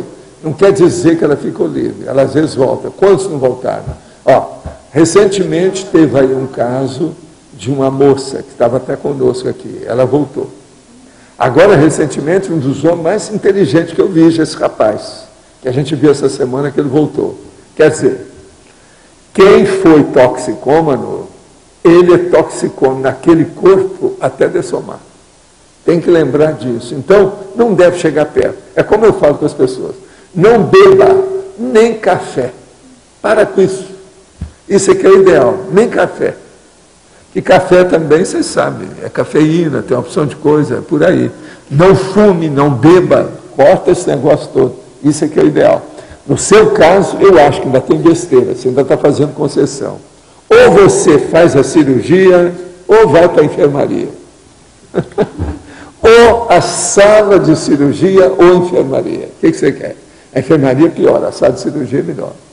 A cirurgia quem faz é você mesmo. Sou casada há 25 anos com uma companheira que aos 3 anos de idade foi separada dos seus pais em Ecoporanga e trazida para Vitória, onde foi criada por terceiros até os 15 anos. Durante 44 anos, ela procurou as suas origens e, finalmente, aos 47 anos, encontrou toda a sua família biológica. No entanto, esse passado tem trazido consequências funestas para ela, para mim e nossos filhos. Com uma mediunidade muito forte, sem controle, ela tem visto pessoas em situações arriscadas em quase todos os lugares onde moramos. Já mudamos de residência 7 vezes. E ela já está se preparando para uma 8ª mudança nessa semana. Isso tem a ver com a sua mediunidade? Tem a ver com o seu passado traumático? Devo dizer que ela passou por vários processos de tentativa de estupro na família adotiva. E o estupro consumado aos 18 anos por um estranho. O processo mais sério aí é o estupro. Ela tem psicólogo que toma conta dela, e é preciso ver esse negócio da mediunidade, se tem guia cego. Possivelmente o negócio dos guias cegos dela deve ser mais assediador do que benfeitor. Pelo seguinte, já mudou de residência 7 vezes, isso aí é a dromomania, isso aí é um perigo. É preciso de ver. Agora, ó, isso é um caso psiquiátrico, tá? Ou, se você quiser, para um psicólogo adequado. Principalmente as psicólogas que são especialistas em estupro de gente mais jovem. É muito importante. Todo mundo que foi estuprado, principalmente mulher, a criança, ou jovem, ou adolescente, tem problema por muito tempo. O negócio é muito sério. Então isso aí cria um vínculo, cria um trauma, um estigma. A pessoa tem que saber superar essa situação. De modo que aí a coisa mais séria deve ser o estupro. E é aí que vem o problema da mediunidade. Eu vi muita gente que era médio, se entregava à mediunidade, vindo do processo de estupro, para fugir do assunto. Gostaria de saber qual critério é usado para a ressoma. São as próprias consciências que escolhem ou serenóis.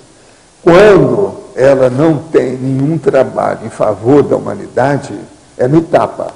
Ela ressoma igual cachorro, cadela, gato, gata, etc. Tal. Quando ela começa a ter alguma assistência para os outros de uma maneira maior, ela já começa a ter assistência. Agora, a melhor assistência é na hora que ela tem um ciclo multiexistencial, pessoal, que é o da atividade. Então, é o grupo dela, aquele grupo de assistência que determina qual que é o trabalho, a época que ela vai ter, onde que deve ser, a coisa toda. Ela não escolhe mais, nem quer escolher. Então, nesse sentido, ela trabalha mais para os outros do que para si. Ela pensa mais na humanidade do que para si mesma. Ela é mais da mega fraternidade do que da egolatria. Então, mudou tudo. Aí é o caminho mesmo essas coisas que nós falamos. TENEPS, OFIEX, semiconsciex, evoluciólogo, serenão.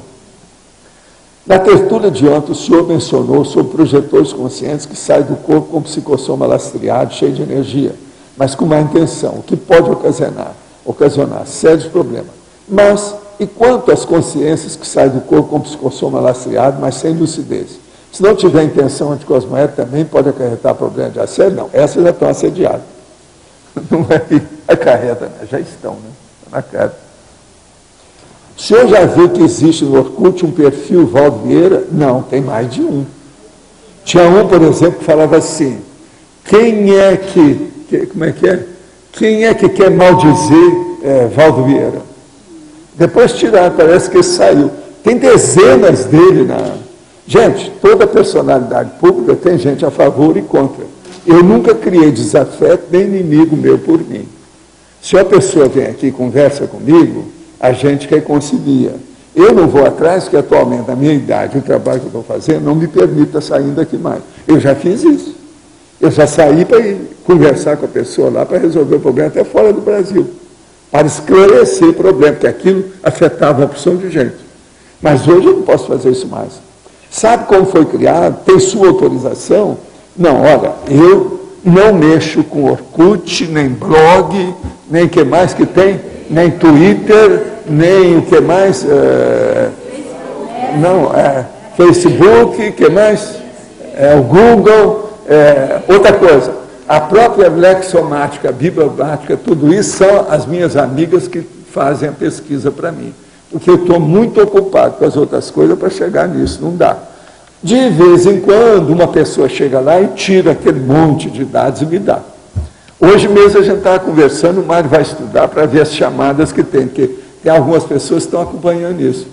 O Mário tem visto isso por mim, o nosso amigo Roberto andou fazendo isso durante algum tempo, o Djalma também.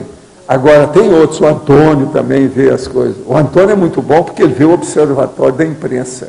Eu gosto muito lá das coisas do Alberto Vido, para ver o que é que tem. Ele de vez em quando traz para mim. Mas de modo que eu não sei de nada disso. Agora, esse perfil que ele está falando, eu não sei. Eu só te pergunto, é contra ou a favor? Porque tem de tudo. Preciso saber o quê? Eu sou chamado até de anticristo, quer dizer, estou com muito cartaz. Já pensou? E chamar de anticristo, isso não é para qualquer um. Aqueles negócios de Matusalém, Papai Noel, isso tudo é antigo, visionário. Foi superado, porque atualmente eles estão me chamando de anticristo. Eu vi um negócio que trouxeram lá, o cara está falando. Agora, tudo que eu falo é o seguinte, é só vir aqui que a gente conversa com calma, vamos esclarecer tudo. Agora, ó, falou comigo, vai escutar os fatos. Eu falo tudo na cara, tudo que eu penso. Eu não tenho mais nada para esconder. Eu não quero vida de santo para mim, nunca procurei isso. O Chico queria, eu não, foi por isso que eu deixei ele lá. Ele tem o destino dele, seguir em paz as coisas, ajudei tudo que eu pude. Eu não sou disso. Eu quero o saldo da minha ficha. Esse eu defendo. E outra coisa, o saldo da minha ficha não tem nada que ver com vocês, nem com esse povo do Orkut, nem com nada, é comigo. De modo que o processo todo eu acho que a minha opção é mais inteligente, não é não? Vamos falar. Em vez de você virar santa, Rosa, olha o saldo da sua ficha, muito melhor. Vale a pena. Professor Valdo, existiria a importância de uma mega data relevante ou o conjunto das datas aqui é mais importante? Olha, se você já consegue ter alguma data que seja relevante, positiva, agradeça. Já está ótimo. Agora, mas já está querendo uma mega data. Não é que eu deve pensei... ter uma porção. Não, quando é que inauguraram o negócio lá, vamos dizer, do Rio Grande do Sul? Como é que é? Não sei. Quando é que você deixou de chupar o chimarrão? Isso. Você marcou a data? Foi na infância ainda. Foi na infância ainda. Isso é muito importante. Pois é, mas quando foi? Não, era a data. Essa data deve ser aureolada. Colocar em relevo. Ouro. Aureolada. Malbéria de ouro. Eu pergunto porque o senhor tem a data, por exemplo, do balanço da UFIEX, né? Essa é uma data muito importante, de certa forma, para o senhor nessa vida intrafísica, né? O Instituto tem a data, né? 16 de janeiro de 88. Não é isso? Que nasceu o Instituto. Pois é, isso eu não pude esquecer, porque deu muito trabalho. Agora, essa data, ela tem uma relevância maior mesmo para o senhor, por exemplo, do balanço da UFIEX, ou ela também é tão importante? Depende da sua ficha, o saldo. Vamos ver como é que está. Dia 16 de janeiro de 88, tem a data séria. A gente tem que levar isso a sério. Tem uma outra data também que eu lembro bem, com calma, sabe? Que é de lançamento dos meus livros. Aquele que me deu muito trabalho, eu sei. Agora, tem outras datas de livro também que eu lancei, que era sério, devido ao povo que estava com as coisas. Porque você pode observar... Uma das datas de lançamento de livro, dia 31 de janeiro para mim. Porque, de certa forma, essas datas são datas relevantes coletiva também, né? Porque o lançamento desse livro são datas relevantes coletivas, né? Pois é, pergunta para o autor. Não, no caso do lançamento dos seus livros, desses... Pois é, eu marquei porque eu tinha passado por tanta coisa até ver que dia que foi. Demorou muito. No Projeciologia, por exemplo, eu fiz 10 meses de revisão. Entende? Que eu não pude confiar em nada, eu estava confiando que o povo fosse fazer uma revisão boa, não fizeram nada. Eu preciso pegar aquilo tudo, do início até o fim, mais uma vez. Não foi fácil. Moro em São Paulo há 8 anos. Antes vivia com minha família no Recife. Hoje vejo que essa mudança contribuiu para minhas autopesquisas. Mas, agora vendo de fora, desconfio que minha família recifense sofre algum tipo de assédio. O irmão ficou perturbado mentalmente. Depois de usar drogas e frequentar igrejas evangélicas, um outro, vez por outro, vai para o hospital com dores abdominais, cujas causas nunca foram descobertas. Também desconfio que esse assédio era para mim, mas os efeitos mais nocivos caíam para eles. Como posso agir nesse caso? Não, efeito nocivo cair para eles, não existe isso. O que é seu, o que é deles, é deles. Agora, o problema, de qualquer maneira, tem uma coisa aí favorável. Se você acha que o ambiente lá ainda é muito negativo e você caiu fora, você foi assistido de alguma maneira para cair fora. Não é? O problema todo é esse, para ir para São Paulo. Agora, ó, você também não ganhou muito não, porque sair do Recife para São Paulo, uma cidade poluída do jeito que é essa aí, está danado, você não está ganhando muito nisso não. Observa bem os processos seus, para ver o problema de assédio, essas coisas todas, drogas e dores abdominais. Às vezes, né? São Paulo tem de tudo. De vez em quando eles mostram na televisão São Paulo. Você olha lá, está uma mancha preta. É a cidade de São Paulo. Agora veja, a televisão ultimamente não está perdoando São Paulo. Vocês já viram? De vez em quando aparece aquele negócio. Tudo é como se fosse uma mancha preta, a cidade toda. Você viu ultimamente? E até a TV Globo, a Globo News, de vez em quando está lá. E eles falam, alerta, não sei o que é, aviso, não sei de quê, as coisas todas que tem. Antigamente não podia falar nada disso, era tudo, você não podia nem chegar perto, o povo brigava com a gente. Agora hoje não, já deve ter matado muita gente, é sempre assim. No Brasil, depois que matou muita gente, eles tomam providência, né? A coisa começou a aparecer. Agora, estão querendo acabar com o minhocão, como é que é, Arlindo, você vai deixar? Minhocão. Agora, parece que é uma boa coisa. Quando eles fizeram o minhocão, a primeira vez que eu fui lá, eu falei assim, gente, isso aqui estão imitando uma das cidades piores que tem nos Estados Unidos. Você sabe qual, né? Chicago. Não é por causa do nome que eu estou falando, não.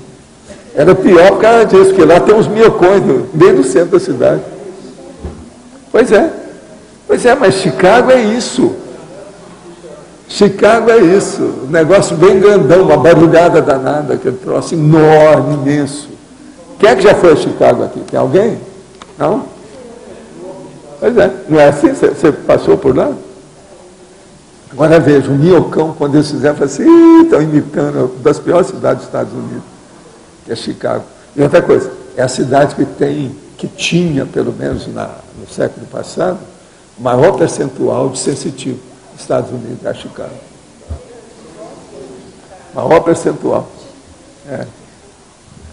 Pode Professor falar. Valdo, o senhor comentou agora que efeito nocivo do assédio de um recair para o outro, que não existe.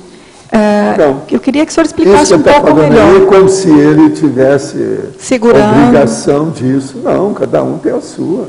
Você pode estar dentro de um grupo e um monte de suicidar, tiveram um monte de acidente, você não teve nada. Depende de você. A capite? É a vida. No caso, quando a gente vai se preparar para dar um curso, ministrar uma aula, aí você tem os cuidados que a gente faz e que a gente toma em relação à família nuclear e também a profilaxia.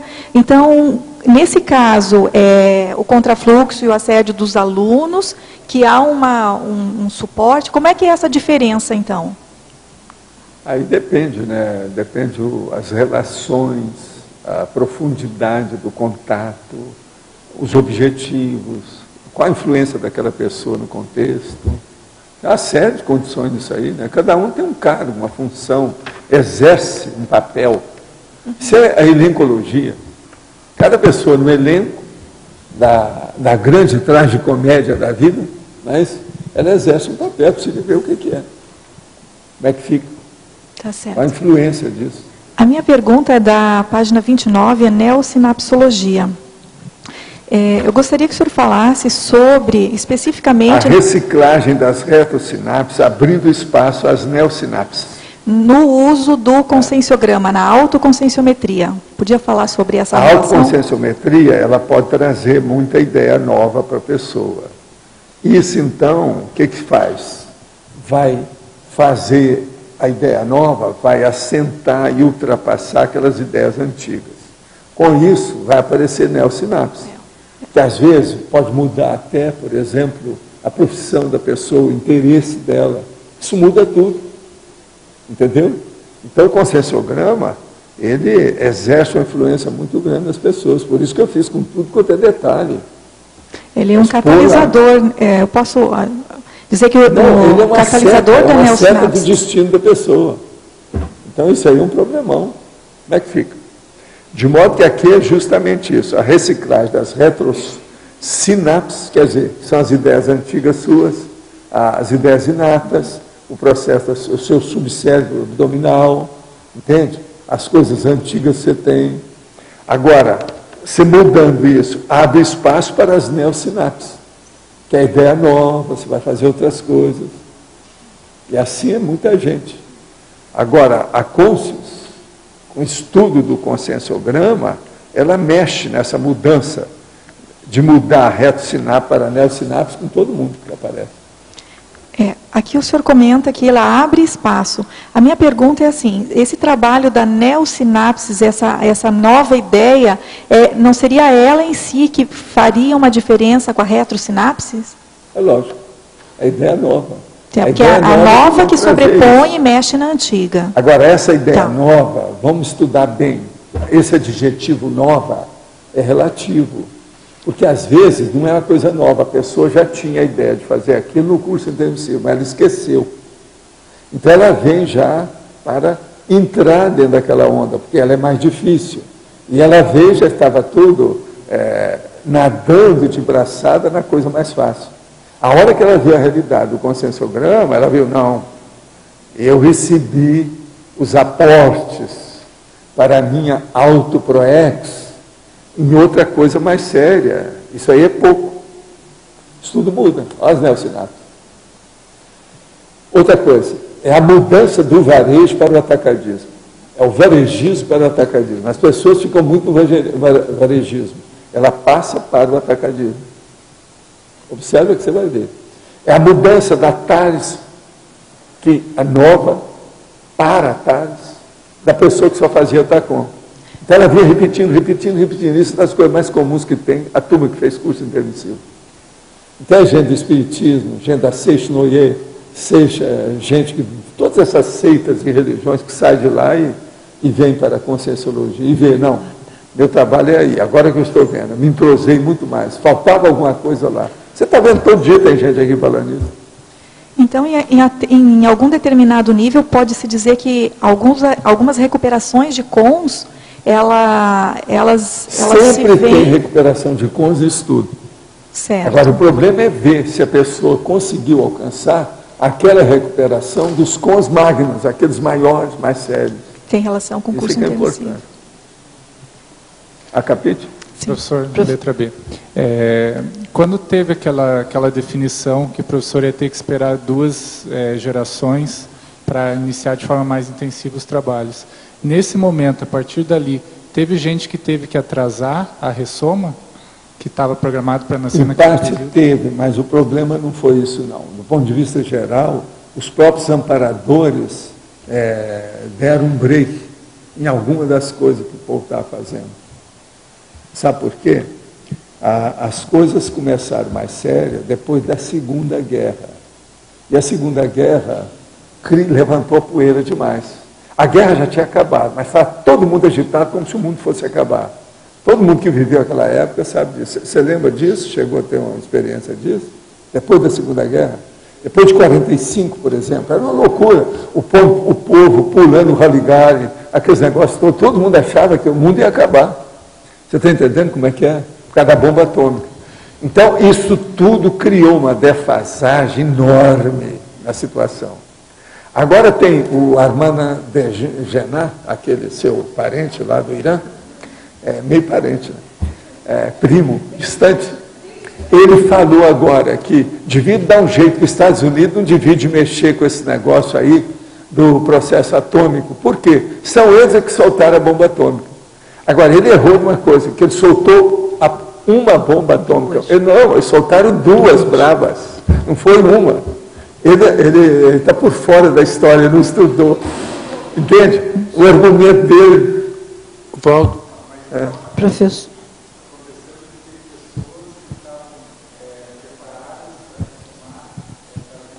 Não, meu caso é o seguinte, tudo meu, isso já vem de muitas vidas. Eu aprendi muitas coisas desde 1100.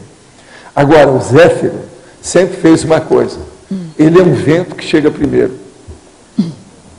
Quando ele começa a ventar, ainda não tem ninguém. Depois que o povo chega. Vocês olham como é que eu sou. Por exemplo, hoje, a hora que eu cheguei aqui, não tinha ninguém. Só tinha um pouquinho de luz aqui em cima, não tinha ninguém. Depois começou a chegar. Parece que foi a nossa... Ela que chegou em primeiro lugar. Mas não tinha ninguém aqui na hora que cheguei. Então, eu sou sempre assim. Eu vou nas coisas primeiro. Você está entendendo como é que é? Por quê? Devido ao processo de energia. E outra coisa, às vezes eu vou na coisa primeiro para cair fora primeiro. Quer dizer, eu caio antes, eu aborto o problema, nem participo daquilo. Eu chego no lugar e vejo certos ambientes, não vou ficar aqui, besteira, vamos embora. Agora, o melhor da história é aquela do cinema, em Times Square, que eu vou com a turma, compro os ingressos todos e coloco todo mundo lá dentro. É lógico, nós somos dos primeiros a entrar, mas nós então eu vi que tinha um cara lá e tinha outro cara lá. Aí eu sentei, julguei energia e vi, não, eles são assaltantes, eles vão assaltar a gente aqui dentro.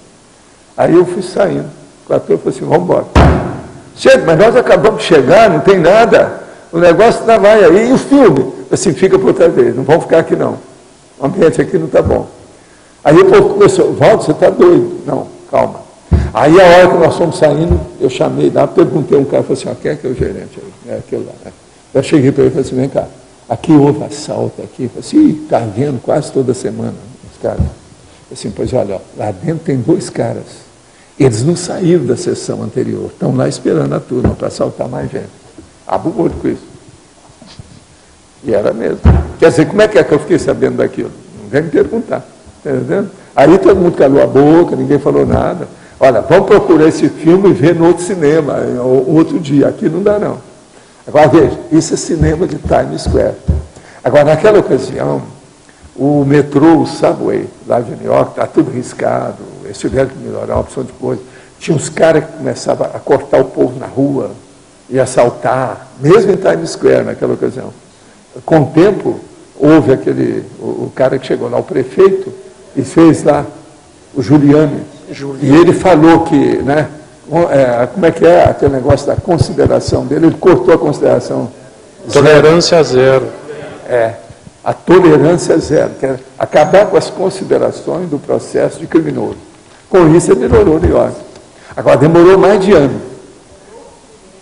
Rodolfo Giuliani era um cara machão, muito másculo, cara brabo, sério. Não, você falou a questão da guerra, aquele livro Alemanha no Zero, ele dá lá, o povo todo na Alemanha, na Europa, estava achando que a guerra ia continuar. E não, que ia não é que a guerra ia continuar.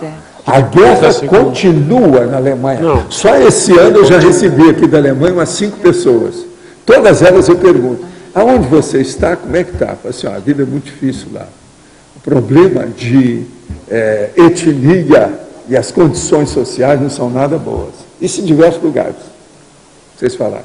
Vocês lembram que alguma das pessoas, eu falei até que estava aqui, tudo. Maioria na Alemanha tem problema, até hoje. Esse negócio não resolveu nada, não. E o leste ainda é o pior mesmo deles.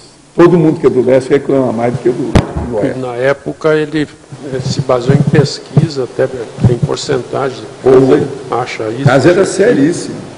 E agora eu vi isso tudo de perto, que eu já estudava demais. Você está entendendo?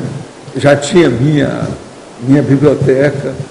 A guerra acabou em 45, mas eu vi a guerra desde que ela começou até que acabou por causa do meu pai. Eu segui aquilo tudo. A coisa mais braba que tinha foi quando, em 1944, eu fui para Uberaba. Já estava no fim a guerra.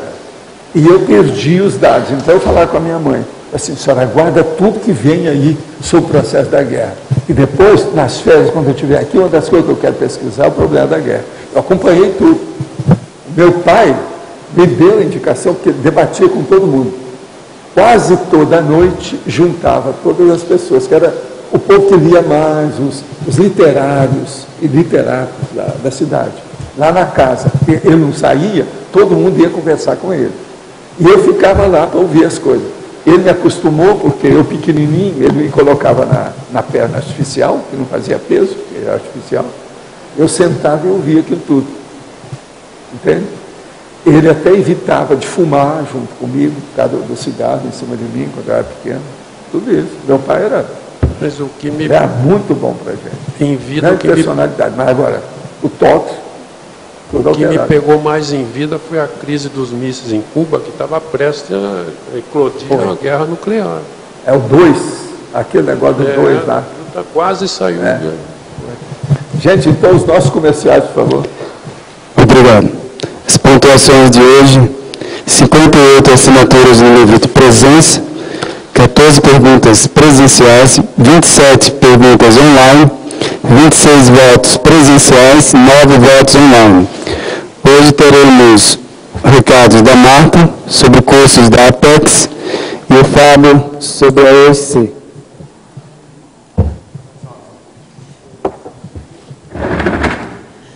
Boa tarde a todos. A Apex tem um convite para todas as pessoas que estão ingressando na Conscienciologia. Nós vamos ter o curso Introdução à Programação Existencial nos dias 8 e 9 de maio, aqui em Foz do Iguaçu, e em São Paulo também. Só que em São Paulo, no dia 21 de maio, das 20 às 22 horas, nós vamos ter uma palestra para as pessoas que se interessam ou não, para as pessoas que se interessam por esse assunto, e vamos ter um curso no dia 22 de maio, sábado, das 9 às 12 e também das 14 às 17. Em São Paulo, o endereço é Rua Silvia, número 110, 12º andar, é no Espaço da Teática. E os telefones são 011-2677-0399. E temos também um telefone celular, 011-9690-1039. E amanhã, sábado, nós vamos ter a web conference. Código Pessoal de Cosmoética e ProEx, com a professora Beatriz Tênios, de Porto Alegre. www.apexinternacional.org. Obrigada. Boa tarde. Em nome da OEC, gostaria de convidá-los para o 5º Seminário de Pesquisa Consciencioterápica, que vai estar ocorrendo no dia 23 de maio, domingo, das 15 às 17 horas, no campus da OEC. Esse é um evento gratuito e, ao todo, teremos 3 apresentações. Teremos autocontrole emocional, com Alcir Alves, autossuperação dos monoideísmos, com Juliana Carvalho, e autoenfrentamento das autocorrupções, com William Klein. Um outro recado, no sábado, 15 de maio, a OEC estará organizando o jantar português, com comidas típicas de Portugal e também falando um pouco sobre a cultura do país. Esse é um pré-evento da Semana de Saúde que vai estar ocorrendo no campus da IEC. Os ingressos estão à venda na recepção, R$ 25,00 por pessoa. Obrigado. Para amanhã foi eleito verbete Tranquilidade, com 7 votos, a especialidade Cerimologia. Obrigado a todos e uma boa tarde.